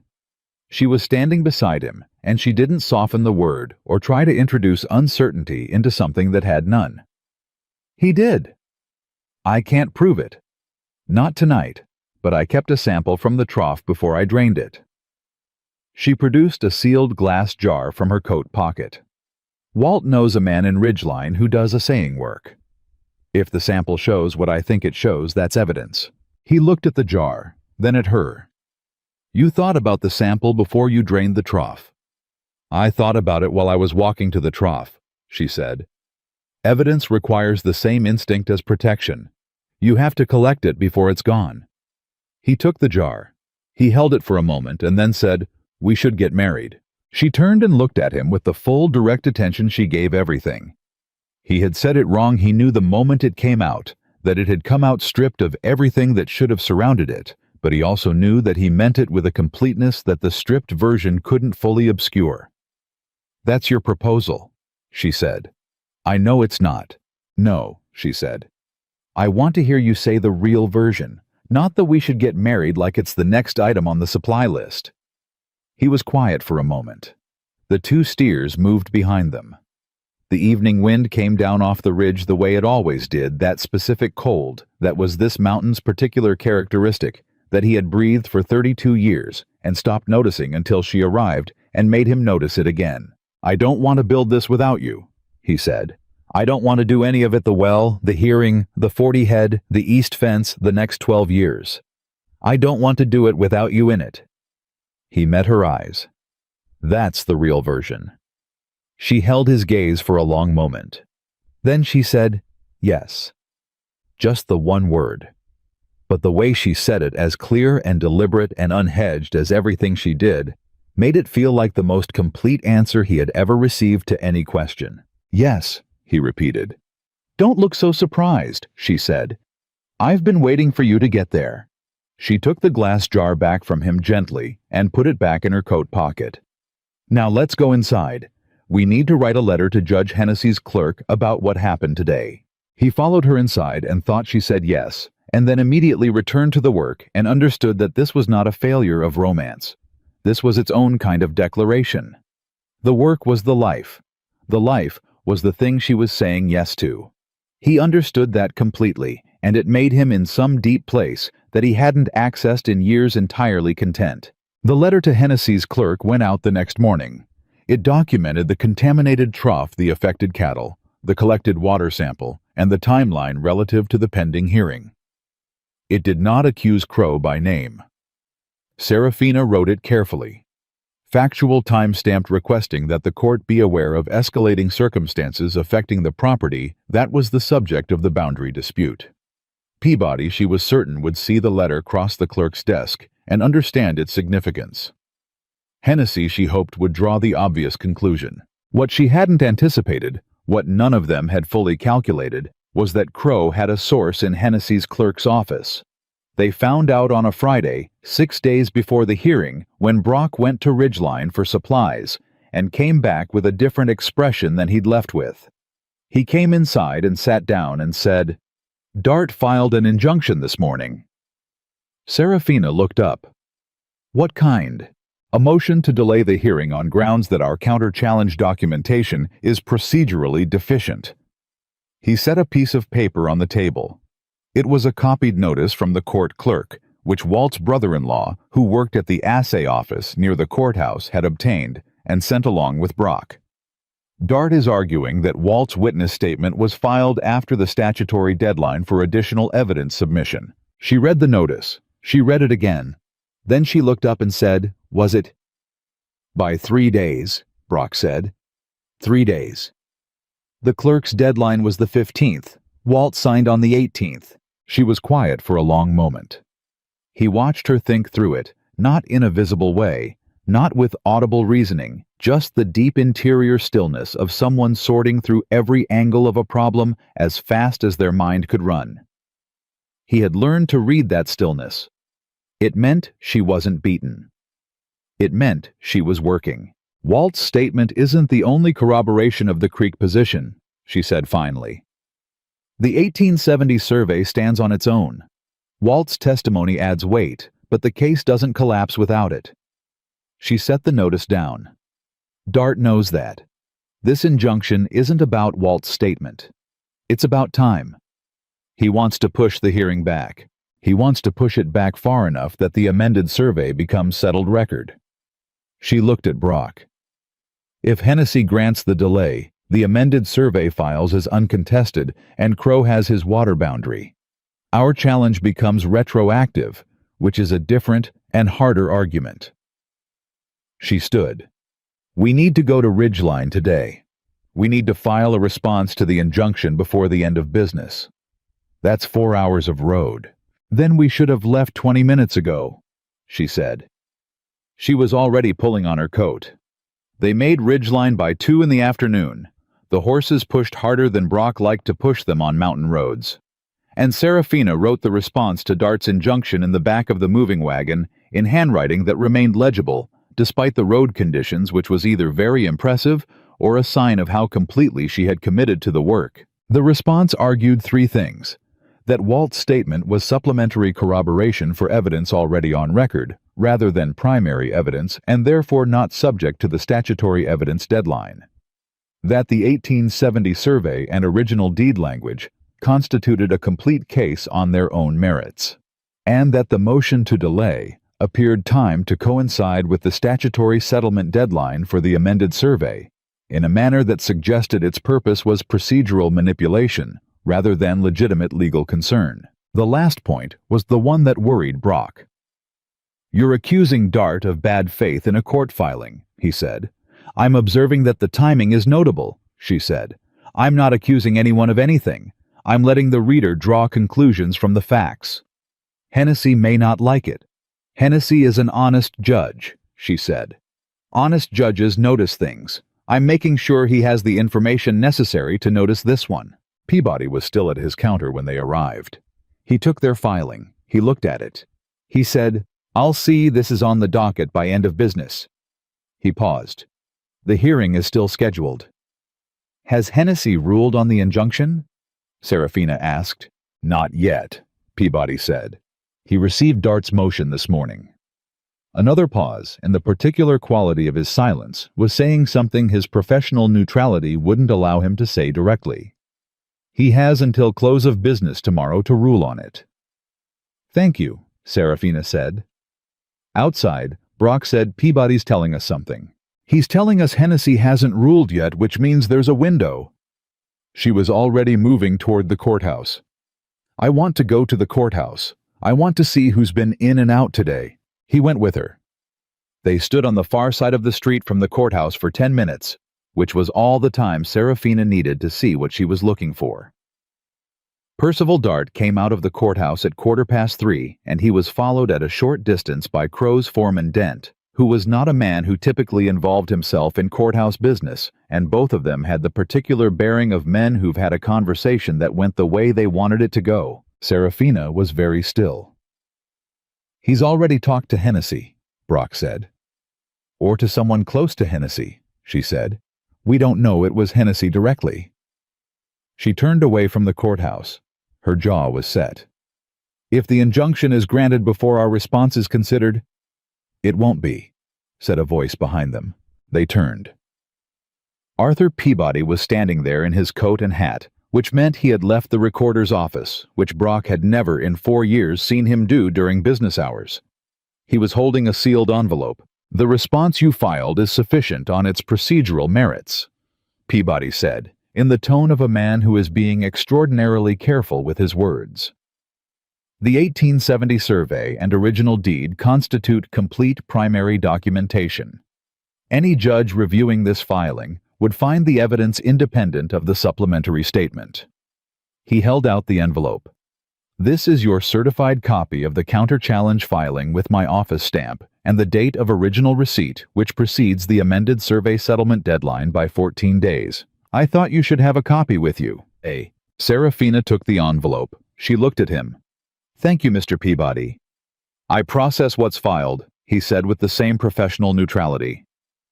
Good afternoon. He turned and walked back to his office. Brock watched him go. Then, he just gave us a certified document proving our challenge predates the settlement deadline. He did, Serafina said. She held the envelope against her chest for a moment with both hands, and the gesture was small enough that he almost missed it just a second of allowing herself to feel the weight of a piece of paper that meant they might survive this. Then she put it in her coat and straightened and said, We still need to win the hearing. They rode back to Black Ridge in the dark, and the mountain was quiet around them, and the horses were tired, and Serafina sat beside him on the wagon bench with her shoulder against his in the cold. Not for warmth, particularly, just contact, and he didn't move away from it, and she didn't move away from it. And somewhere in that uncomplicated shared warmth was the whole of what they'd agreed to build. He asked, What's the worst case at the hearing?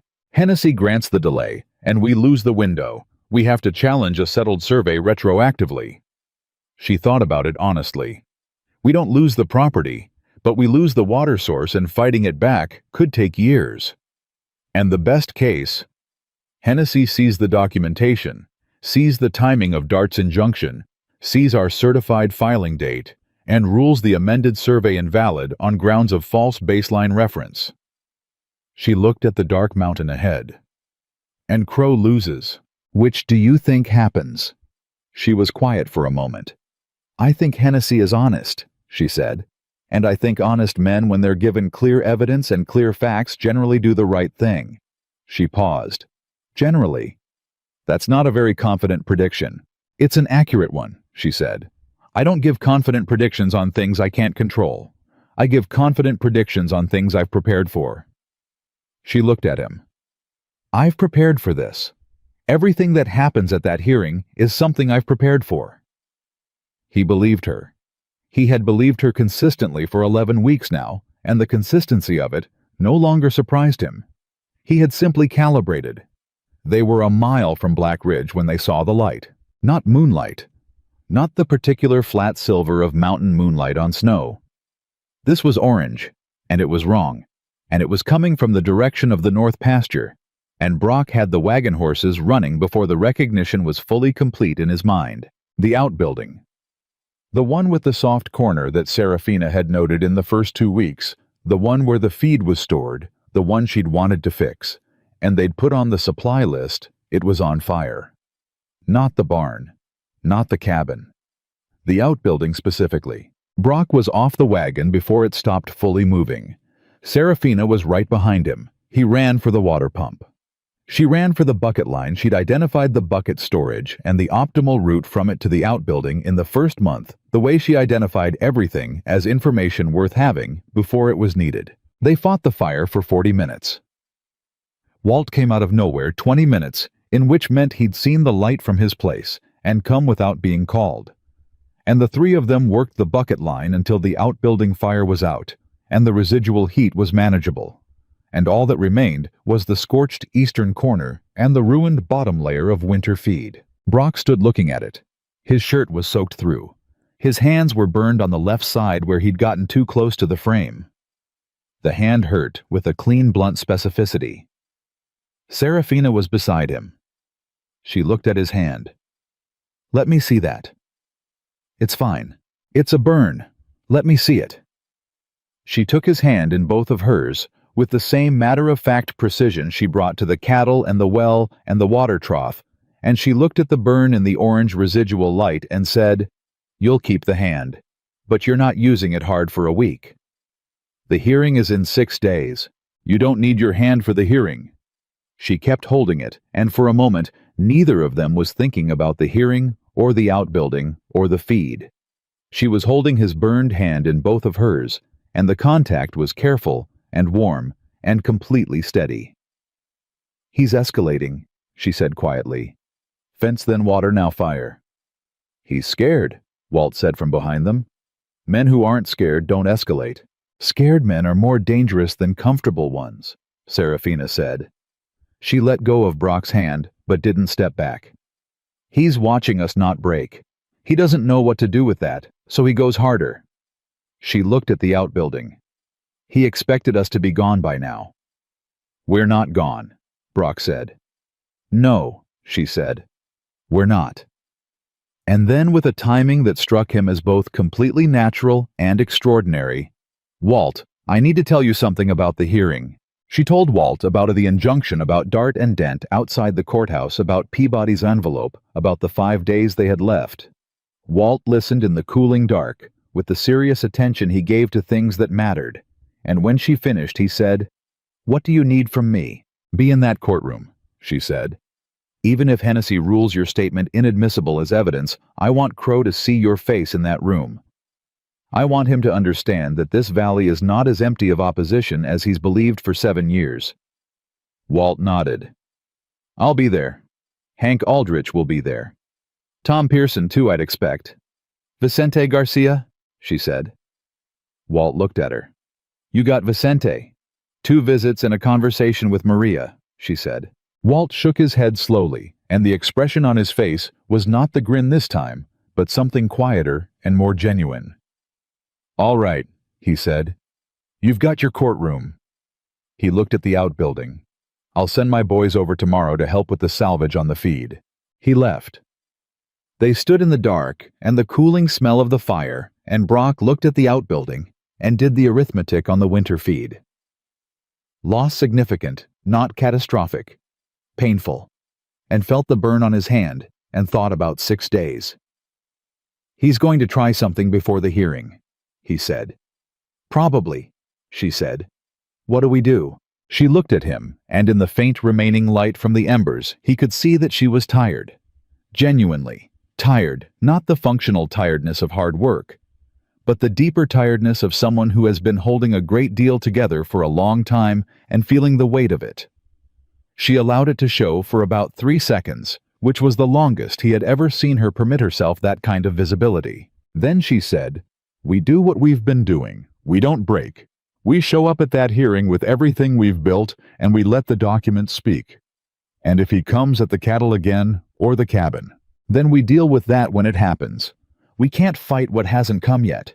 We fight what's in front of us." She put her hand briefly on his arm, not the burned one, the other just a touch, a point of contact that said, "We're still here," without requiring words. "Go inside. Let me look at that burn properly." He went inside. She looked at the burn properly. Outside, the mountain was dark and large and indifferent, and in 5 days there was a hearing. And in 12 weeks he had gone from a man who had organized his entire life around needing no one to a man who could not imagine the next 12 years without the woman wrapping his burned hand in clean cloth at his own kitchen table. He thought about what Walt had said, scared men are more dangerous than comfortable ones. He thought about Silas Crowe escalating, and the hearing, and the 5 days between now and the moment when all of this work would have to stand in a courtroom and be enough. He thought it will be enough. Not because he was certain, because Serafina had built it, and she didn't build things to fail. She built things the way the mountain built things for the long duration, through every kind of weather to hold. Outside, the embers of the outbuilding cooled in the April dark. Inside, she tied off the bandage on his hand with a clean knot and said, "Sleep. We have 5 days of work ahead of us, and you need a working body for all of it." "You're not sleeping yet." "No," she said. "I have notes to review." She met his eyes. "I'll sleep when the case is ready." He almost argued. He looked at her face, the tiredness, the resolve, the absolute refusal of either to yield to the other, and understood that arguing was not what she needed from him. What she needed was to know the work was solid. What he could give her was trust in the work she was doing. He went to the sleeping room.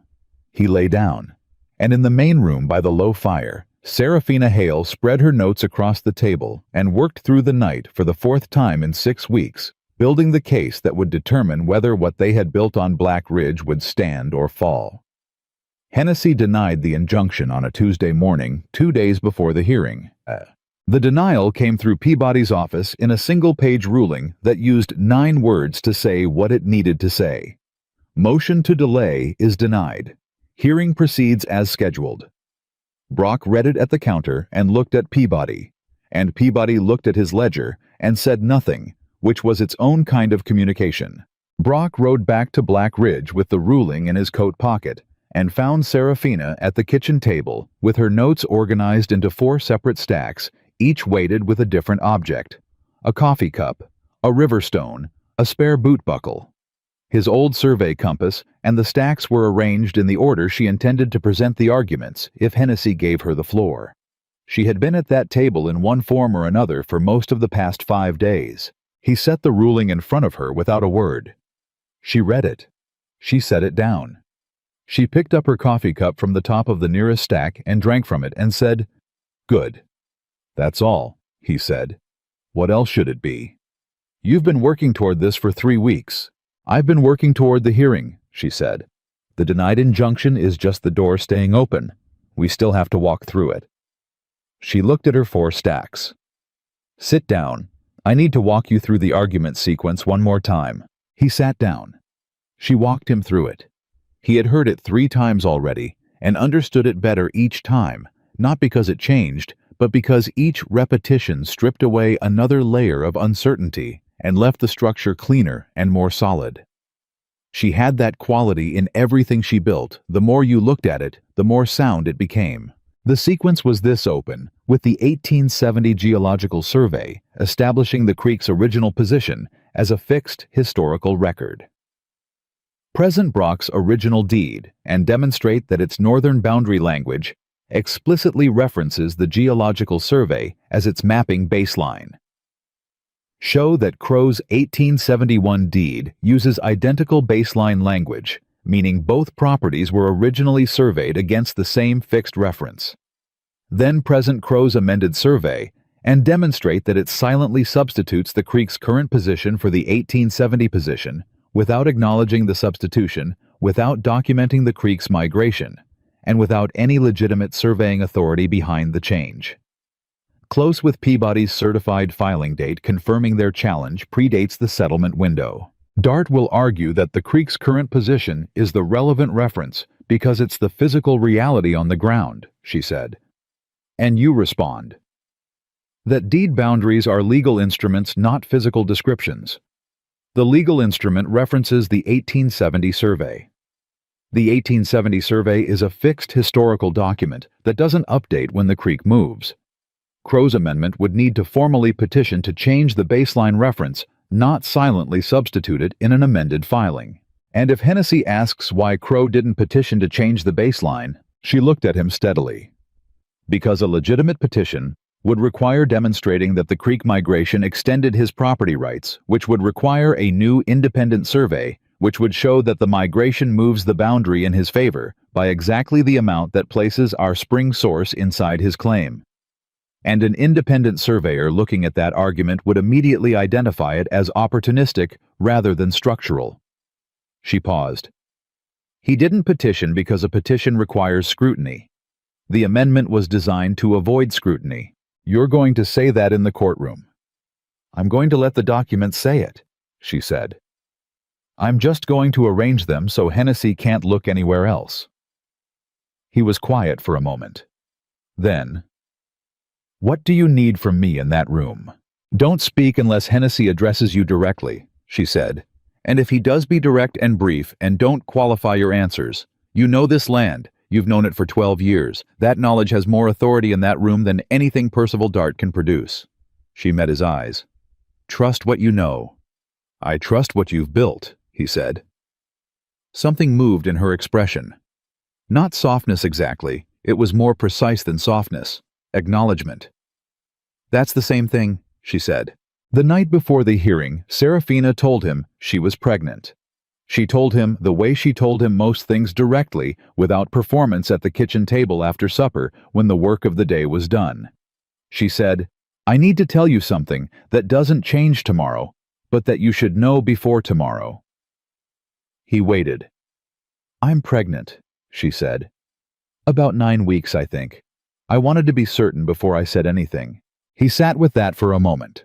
The fire was low. Outside, the mountain was doing what it did, vast and cold, and entirely indifferent to the inside of this cabin. He thought about the well they'd dug together, and the fence they'd walked at 2 in the morning, and the bucket line in the fire, and every morning check, and every conversation at this table, and 9 weeks of it now, carrying something new in it. Are you all right? He asked. I'm healthy, she said. The work hasn't been gentle, but I'm built for work. The baby is fine. That's not what I asked. She looked at him. She stopped, which was unusual for her. I'm more frightened than I expected to be, she said finally. Not of the baby, of the timing, of everything that's happening right now. She held his gaze. I don't like feeling frightened. I'm not practiced at it. You're not frightened of anything, he said. I'm frightened of this, she said plainly. Of something I can't control completely. I can prepare for the hearing. I can't prepare the world into being safe for a child. She paused. That's a different kind of exposure than anything I've managed before. He reached across the table and put his unburned hand over hers. She looked down at it and then up at him, and he said, Nothing that comes at this place is going to get through both of us. She didn't answer immediately. She turned her hand and held his, and the grip was firm and real, and the silence between them was not empty but full in the way that silences between people become full when both of them are present entirely in the same moment. No, she said. It's not. They rode to Ridgeline the next morning with 4 signed statements. The original deed, the 1870 Geological Survey. The 2 comparative survey documents, Peabody's certified filing copy, and the glass jar of water sample that Brock's contact at the assay office had tested and confirmed, contained elevated copper sulfate at concentrations inconsistent with natural water chemistry. Walt met them at the edge of town. Behind Walt were Hank and Ruth Aldrich, Tom Pearson Vicente, and Maria Garcia, and which neither of them had expected 5 other families from the valley, whose names Brock knew, but whose presence here today he had not anticipated. He looked at Walt. Word got around, Walt said simply. How much word? Serafina said. Enough word that people who've been watching Crow operate for 7 years decided this was the morning to stop watching. Walt looked at the group behind him. 11 families in that courtroom, Serafina. Crow's going to walk in and understand that the valley showed up. She stood very still for a moment. Brock watched her process it. The unexpected reinforcement, the weight of it, the fact that the work she'd done with 4 families had propagated outward through the community in ways she hadn't directed. When she looked up, her eyes were bright in a way she immediately controlled. Thank you, she said to Walt. And then louder to the group, thank you, All of you, whatever happens today, what you're doing matters." They went in. Judge Hennessy's courtroom in Ridgeline was not a large room. It seated perhaps 40 people, and it was full by the time the proceedings began at 9 o'clock, which Brock suspected was not something Hennessy had experienced in recent memory. The judge himself was a compact gray-haired man, with the particular stillness of someone who had spent 20 years listening to people argue and had developed the ability to hear what was actually being said beneath the words being spoken. Silas Crow was already seated at the plaintiff's table when they entered. Brock had seen Crow at a distance twice, before a heavy-set man in his 50s, with the red-faced confidence of someone who had not been told no in a very long time. He watched Brock and Serafina come in with an expression that shifted when the 11 families filed in behind them. Not fear. Recalculation. The same arithmetic that careful men do when the variables change. Percival Dart beside him looked at the room and then looked at his papers with the focused attention of a man who has decided that eye contact with the opposition is currently inadvisable. Marta Hensley was in the gallery. She looked at Serafina and then looked away first. Hennessy called the proceedings to order, and the hearing began. Dart opened. His argument was precise and well-constructed, and built on a foundation that Serafina had identified and undermined 3 weeks ago, which meant she sat through it with the patience of someone listening to a speech, in a language they know well, and waiting for the specific moment when the speaker reveals the flaw they've already found. She took one note. Just one. Brock watched her write it, and couldn't read it from his angle, and didn't ask. When Hennessy said response, she stood. She was not a lawyer. She had said this at the outset to Hennessy, who had acknowledged it and permitted her to present as a respondent, with standing on grounds of direct property interest, which was within his discretion. She spoke for 19 minutes. She used no flourishes. She laid the documents on the table in the order she'd described to Brock at the kitchen table.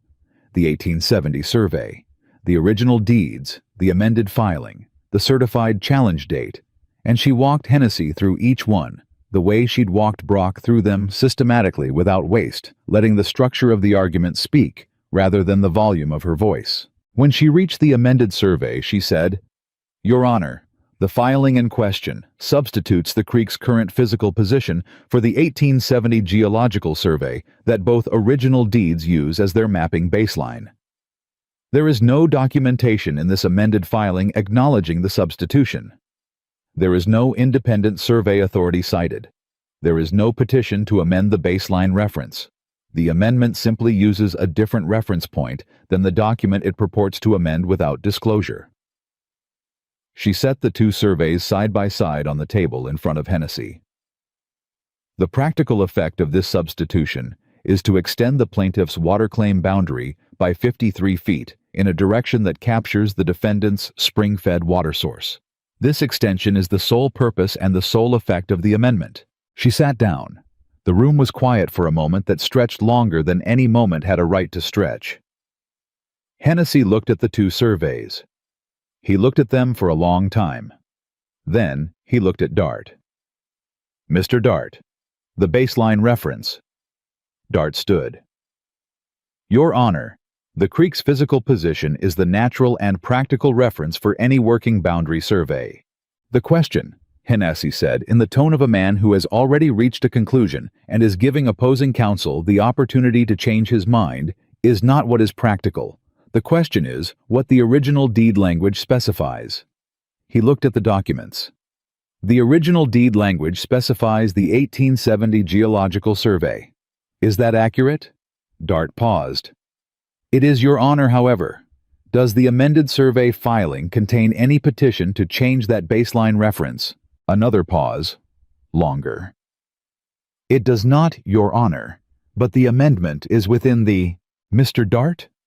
Hennessy's voice didn't rise. It didn't need to. "An amendment to a deed instrument that silently substitutes a different baseline reference than the original document specifies without petition, without independent survey authority, and without disclosure is not a valid amendment under Colorado territorial land law. It is a defective instrument." He set the papers down. "The amended survey filed by Mr. Crow on February 14th is ruled invalid on grounds of defective baseline reference. The original boundary instruments for both properties stand as filed." The room exhaled, not loudly, in the particular way that rooms full of people release held breath when something they've been bracing against has passed.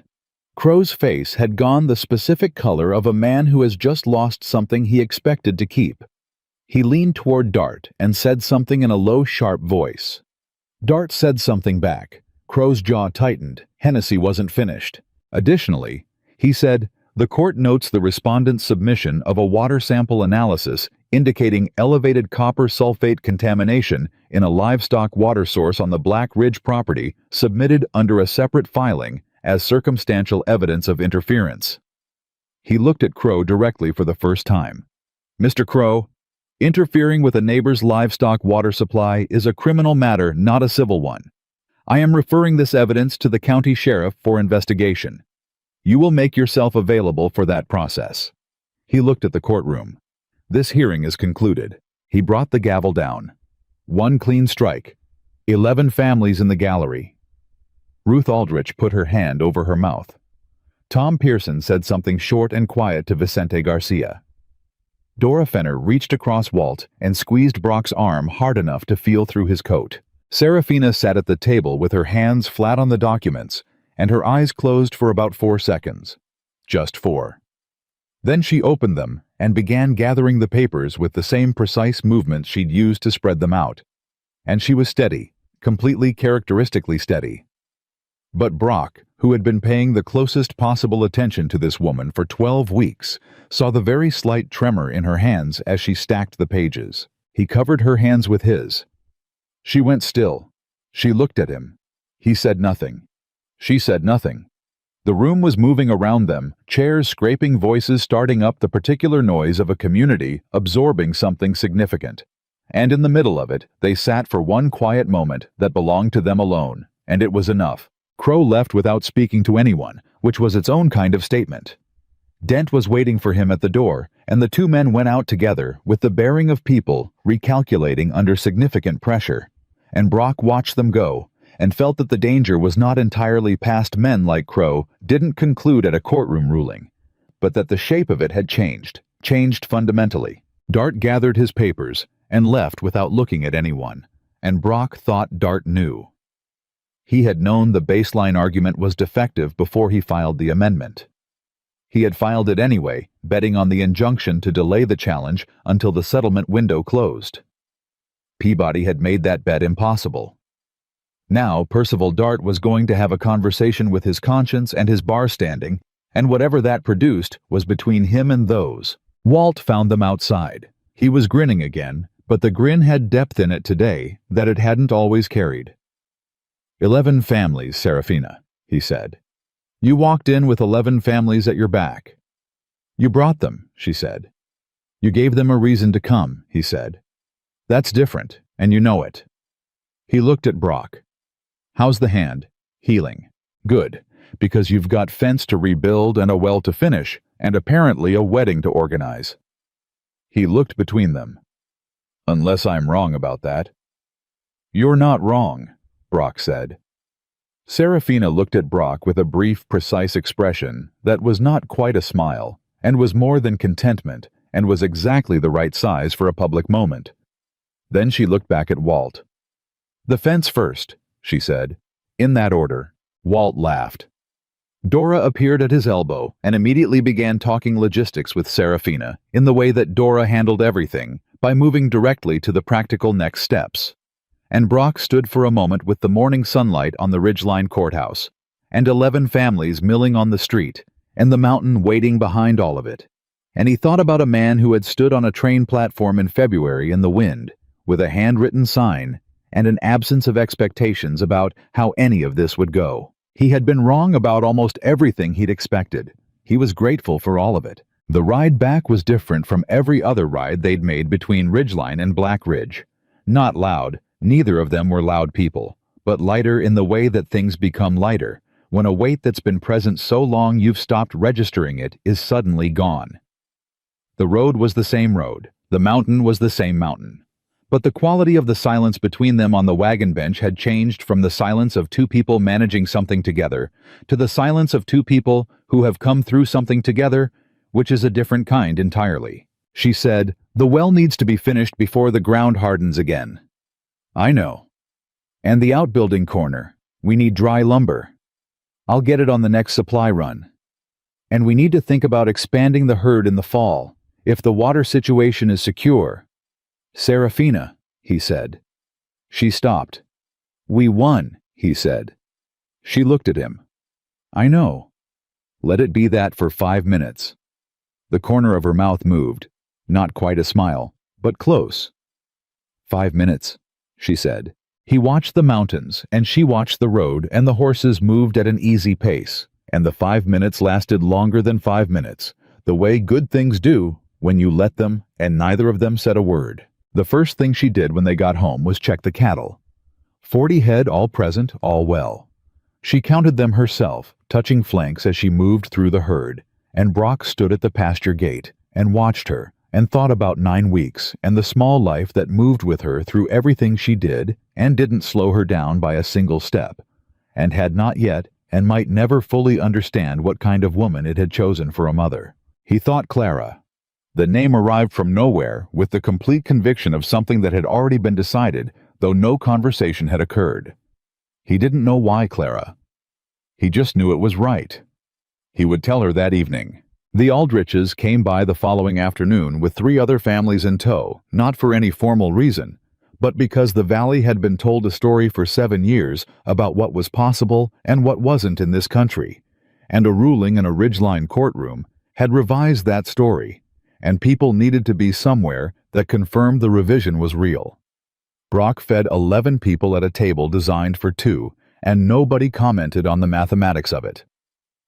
Ruth Aldrich and Dora Fenner took over the kitchen with the natural authority of women who recognize a moment that requires food, and Serafina let them, which told Brock something about the quality of her exhaustion after the past 3 weeks. She sat at the table with Hank Aldrich and Tom Pearson and Vicente Garcia and talked about water. Not their water dispute. Water generally the secondary. Well, the spring-fed source.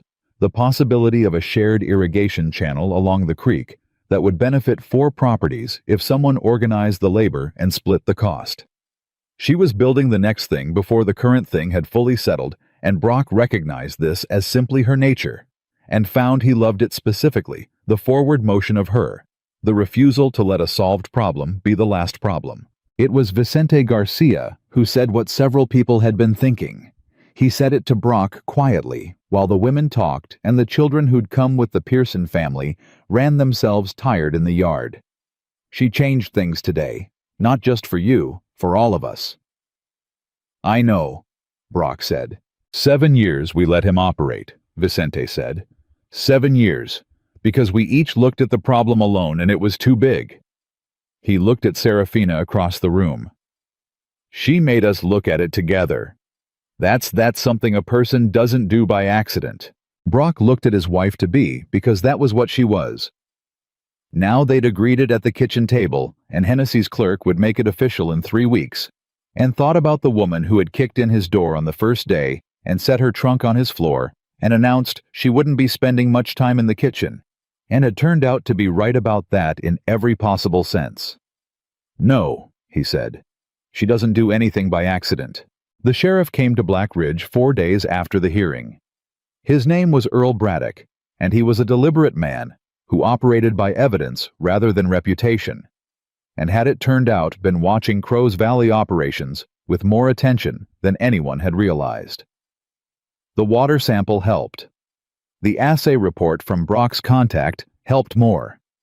The fact that 11 families were now willing to speak on the record about 7 years of pressure tactics helped most of all. Braddock sat at the kitchen table with his hat on his knee and told them that a formal investigation was open and that Crow had been advised that his options were narrowing. He said it in the careful language of a man who doesn't make promises about outcomes, but the care with which he chose his words communicated more than the words themselves. When he left, Serafina said, "He's going to sell." Brock looked at her. "Crow, he's going to sell the South Valley operation, Within the year. She said it with the flat certainty of a woman reading a survey map. The investigation exposes the amendment as fraudulent. If DART cooperates with investigators, which he will because DART is a lawyer with a license to protect it, opens the water rights acquisition to review. 7 years of aggressive boundary work starts to look like a pattern. She set down her coffee. He can fight it and lose everything, or he can sell at a loss and leave with his freedom. He'll calculate the same way any man in his position calculates. He'll sell. You sound sure. I'm sure of the arithmetic, she said. The arithmetic always wins. She was right. She was right in September when Crow sold the South Valley operation to a Denver land company for considerably less than its assessed value and relocated east without announcement.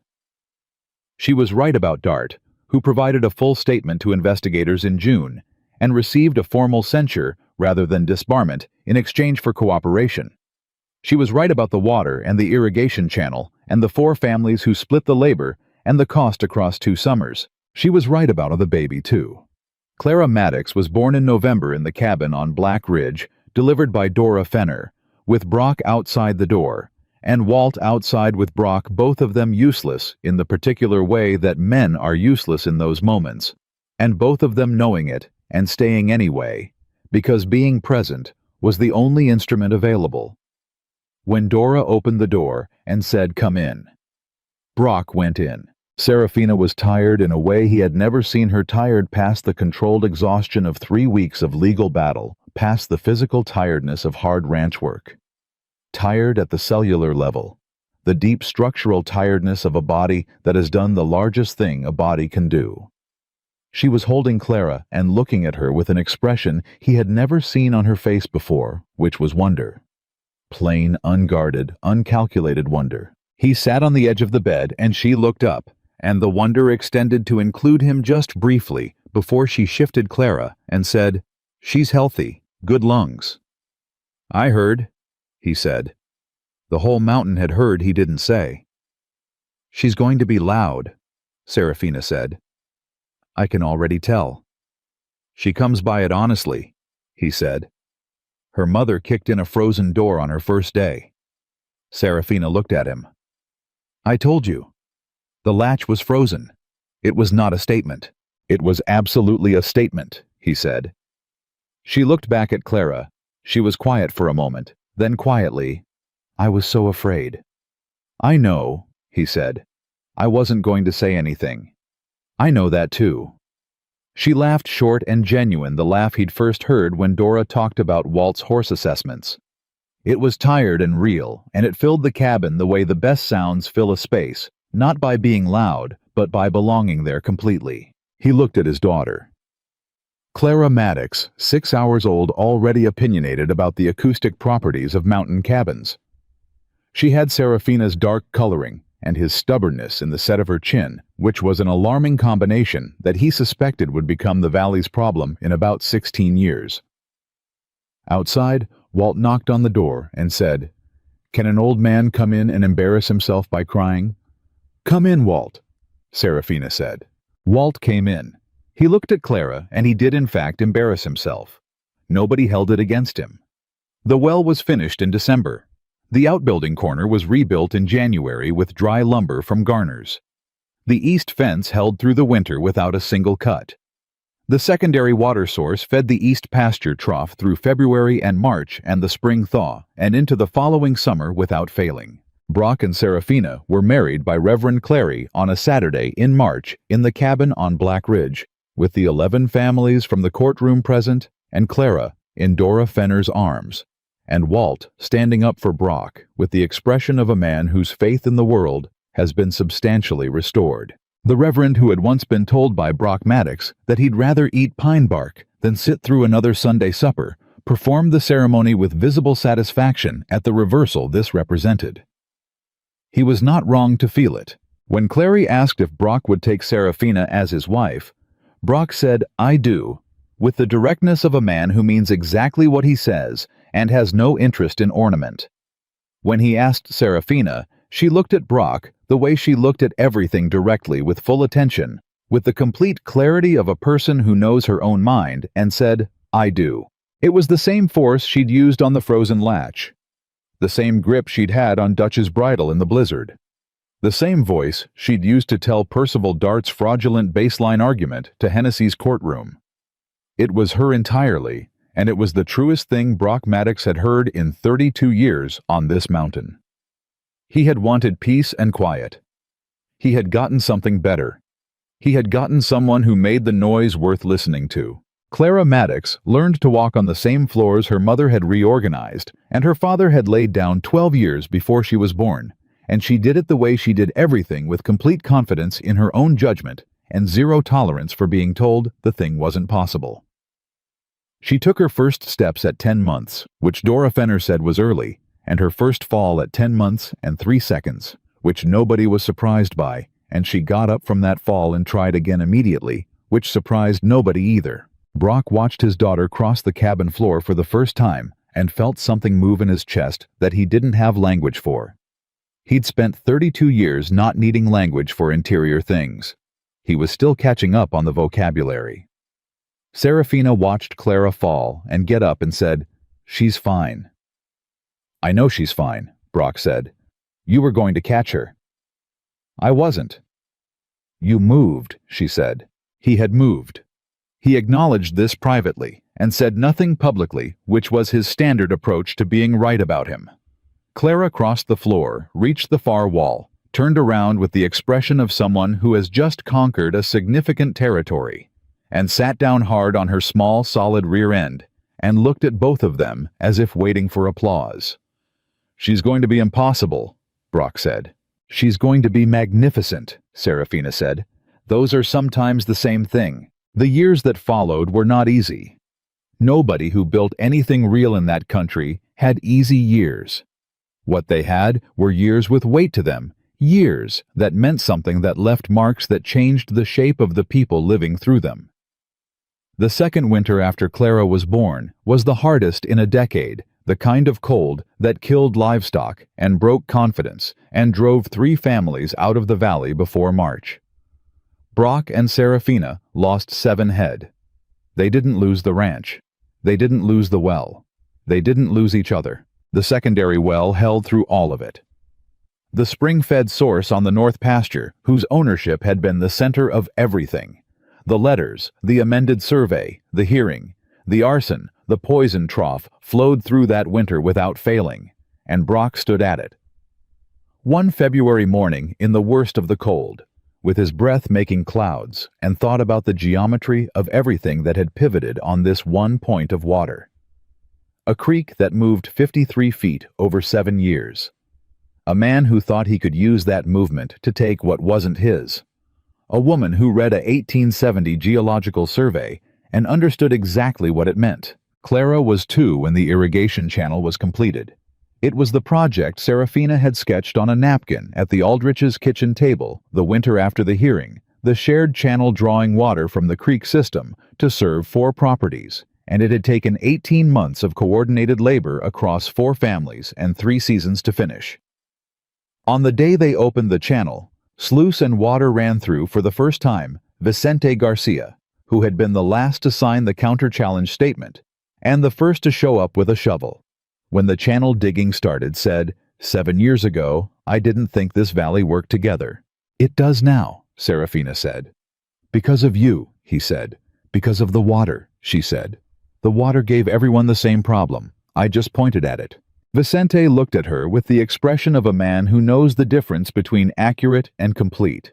He said, "That's what leadership is, pointing at the thing everyone can see, and saying this is the same thing."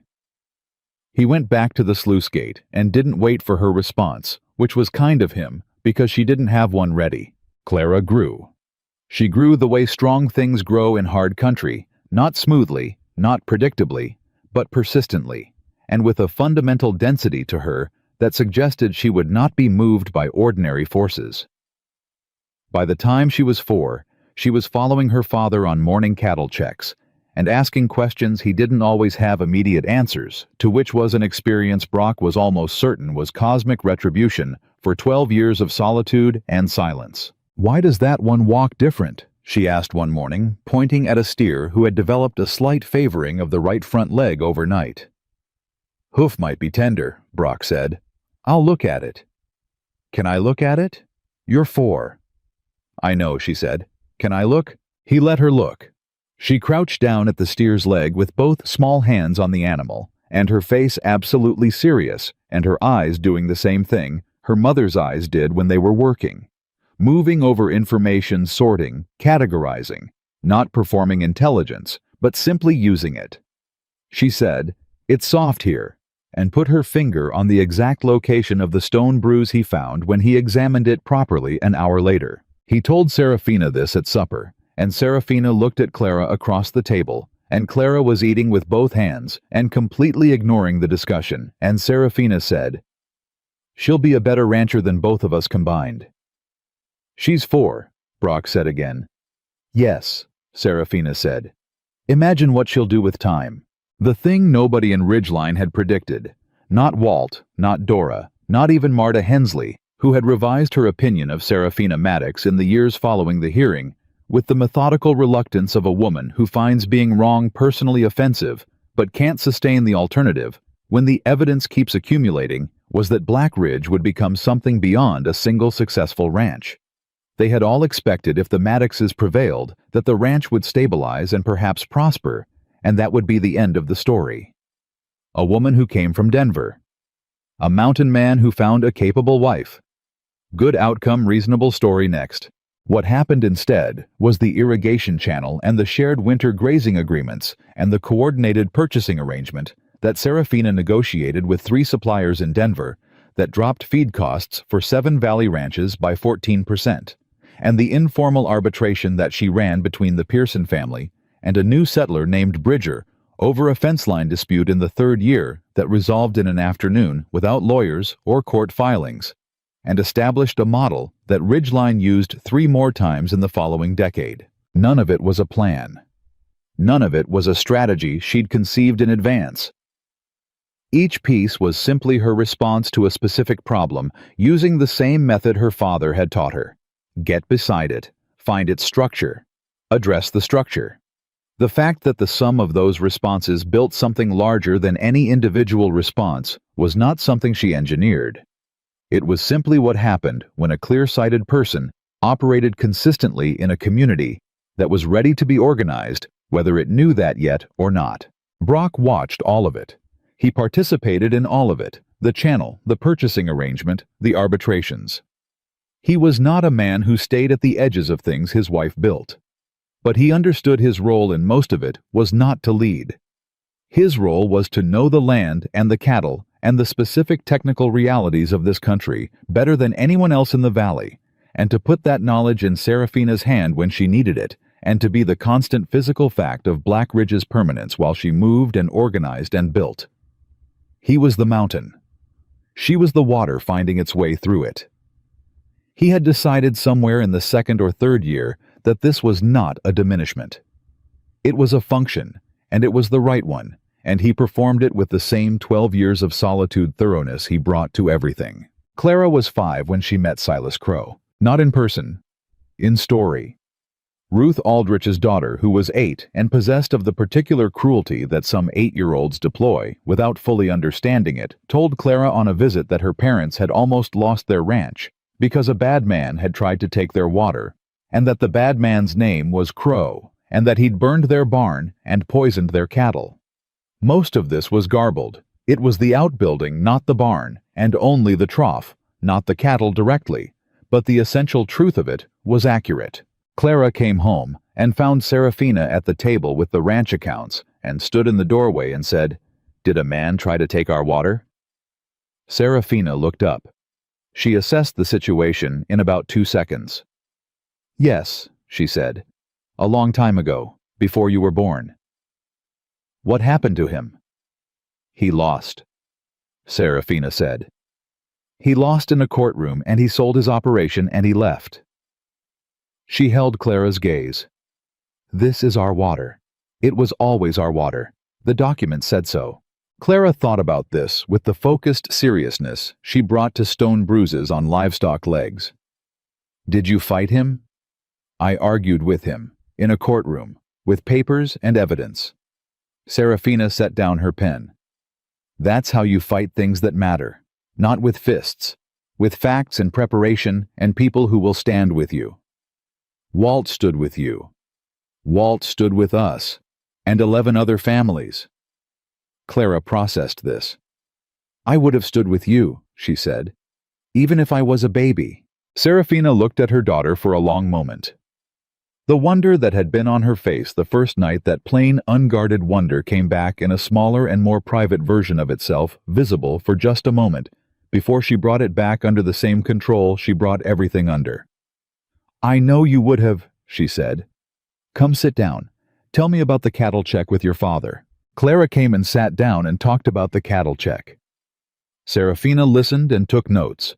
She took notes on everything, always the same habit she'd arrived with on day one and never abandoned.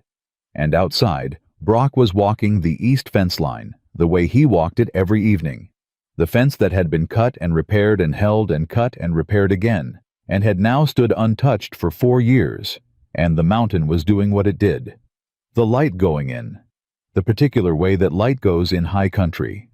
At the end of the day, that specific quality of late afternoon that Brock had watched for 30 years, and that still on certain evenings stopped him in place. He stood at the east fence in the fading light, and thought about the man who had stood on a train platform with a handwritten sign and wanted quiet companionship and no romantic illusions. He thought about the frozen latch and the 4-hour February wind and a woman who'd assessed the mountains like terrain instead of scenery. He thought about 40 head in the hard pan at 19 inches and the smell of damp ground from below and the sound Serafina had made when she heard it. Not excitement, just satisfaction, the clean professional satisfaction of a prediction proven correct. He thought about the water sample in the glass jar and 9 weeks, and the fire in the April dark, and a burned hand wrapped in clean cloth, and the word yes spoken, the way she spoke everything with all of herself behind it, and nothing held back. He thought about Clara's chin. He turned and walked back toward the cabin, because the fence was sound and the cattle were settled, and inside there were 2 people he wanted to be near, more than he wanted to be standing at a fence in the dark with his thoughts. He came in to find Clara asleep on the bench by the fire, which happened sometimes when she ran herself through a full ranch day and simply stopped where she stopped, and Serafina was at the table with the accounts and a cup of tea and the specific expression of someone who is content in their exact circumstances without requiring them to be different. He sat down across from her. She didn't look up immediately. He said, "The east fence is good." "I know," she said. "I walked it this morning." Of course she had. He was not surprised. He said, "The Garcia boy is going to ask if he can work the summer cattle drive next year." She looked up. "How old is he now?" 14. "He's ready," she said. "Vicente will resist, but he's ready." She made a note. "We'll need an extra hand anyway if we're pushing the herd to 70. You want to push to 70. The water supports it now. The grazing rotation supports it. The feed cost is down 14%. She looked at him over the top of the ledger.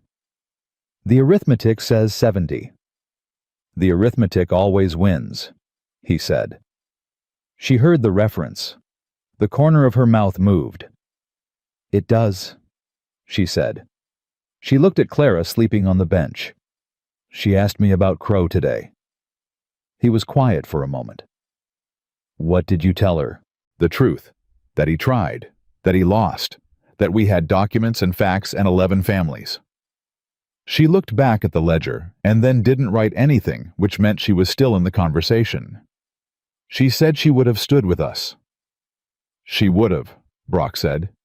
"She would have been first in line at age 0 and argued her way out of the cradle to do it."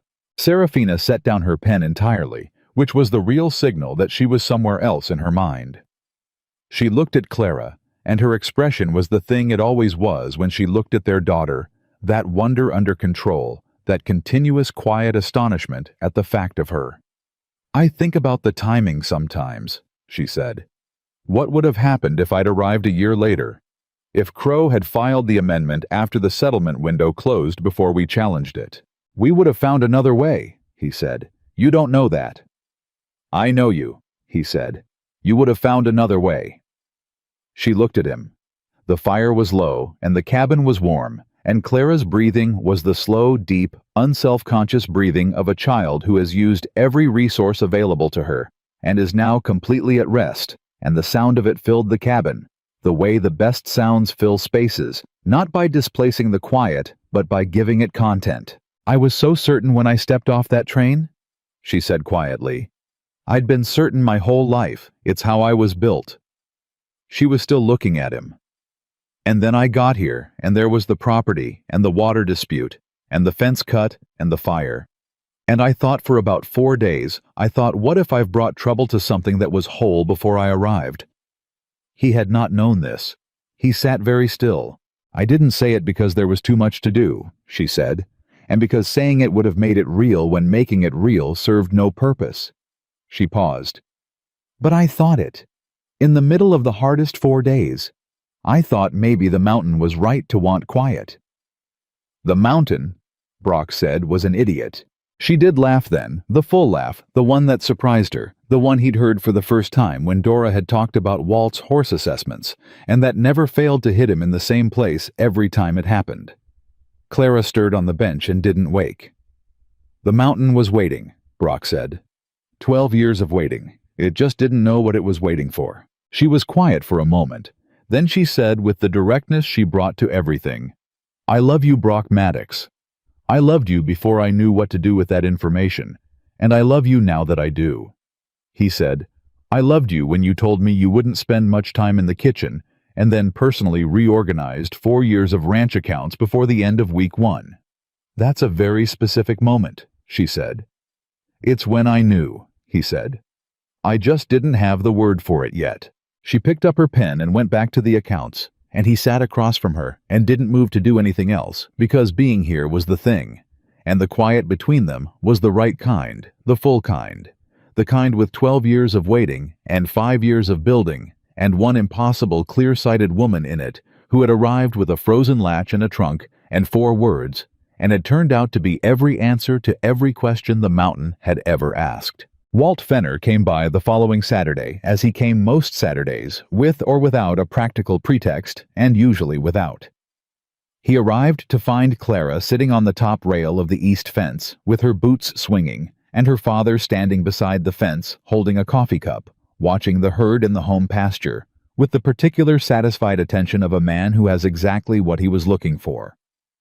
Walt pulled up beside Brock and looked at the herd. 63 head, he said.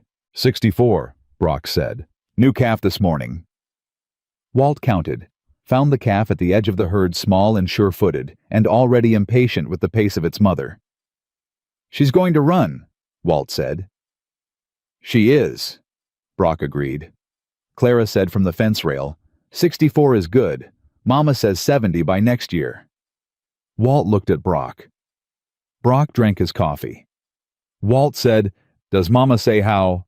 Arithmetic, Clara said with the absolute confidence of someone transmitting the word of a higher authority. Walt laughed and looked at Brock again, and Brock looked back, and between them was the 5 years and the grin and the train platform and the frozen latch and the fire and the courtroom and the channel and Dora and the pie and the signed statements and all of it. Everything. The whole shape of what had happened here since February of the year a woman had stepped off a train and assessed the mountains like terrain and changed everything. Serafina came out with 2 more cups of coffee, one for Walt, one for Brock, and handed them off without ceremony, and went to the fence and lifted Clara off the rail and set her on the ground and said, Feet on the earth. I was fine, Clara said. I know, Serafina said. Feet on the earth anyway. Clara put her feet on the earth and immediately began explaining to Walt the situation with the 64th calf, in terms that were impressive for a 5-year-old and already deeply characteristic of the woman she was going to become. Precise, unhedged, moving directly to the relevant detail. Walt listened with his full and genuine attention and nodded as though receiving briefing from a trusted colleague, which he essentially was. Brock stood with his coffee and his fence and his 64 head and his mountain and the woman he had been waiting for without knowing it, and he thought about a handwritten sign that said, "Hail" in big letters, and a platform in February wind, and a trunk that was not light, and a voice that said, "I'm your wife. Point me to the kitchen so I can tell you I won't be spending much time in it." He thought about everything that had come from that moment. The well and the channel and the accounts reorganized by week 1, and the documents in the cedar box, and the 11 families and Hennessy's gavel, and the 2 steers who survived, and the arson and the burn on his left hand still faintly scarred, that he noticed sometimes in the morning when the cold was in the air. He thought about 9 weeks and a word spoken at a kitchen table with complete conviction. He thought about a laugh that surprised its owner every time it happened. He thought about a child who put her hands on a steer's leg and found the exact location of a stone bruise at age 4 and would be, as her mother had said, a better rancher than both of them combined. He thought about the thing Walt had said that first morning: she's something. Not adequate, but the start of it. She was the woman who had read a 1870 geological survey and understood what it meant when everyone around her had looked at the same document and seen nothing useful. She was the woman who had collected evidence before she drained the trough. She was the woman who wrote a legal brief in the back of a moving wagon on a mountain road, and whose handwriting remained legible. She was the woman who had been frightened, genuinely frightened, for 4 days and had not said a word, and had worked through it alone because there was too much to do, and because her father had taught her that the structure of a problem becomes visible when you stop looking at it straight on. She was Clara's mother, which was its own entire category of extraordinary. She was his wife. He said none of this aloud because the morning was working perfectly without narration, and some things are diminished by being said and enlarged by being lived. He drank his coffee. The 64th calf moved at the edge of the herd, small and certain, and already impatient with the pace of everything around her. Clara was telling Walt about the arithmetic of 70. Serafina was standing at the fence line looking at the pasture with the same eyes she'd used on the mountains the first day, reading terrain planning, already 3 problems ahead of the current moment. The mountain that had wanted peace and quiet had been wrong about what it needed. What it had needed was her, the woman who arrived with no illusions and every intention, who had looked at an isolated life and seen not an ending, but the foundation of something larger, who had taken 12 years of solitude and one man who had forgotten how to want anything and had built from those 2 unlikely materials something that would outlast all of them. A well that held through drought, a channel that served 4 families, a community that had learned to look at its problems together, and a daughter who could find a stone bruise by instinct and would stand with you before she could walk, and who carried in her chin the quiet strength of her father, and in her eyes the clear-sighted certainty of her mother, and who would spend her whole life unafraid and unhesitating, riding toward every hard thing the mountain put in front of her. The mountain hadn't broken them. They had made it home,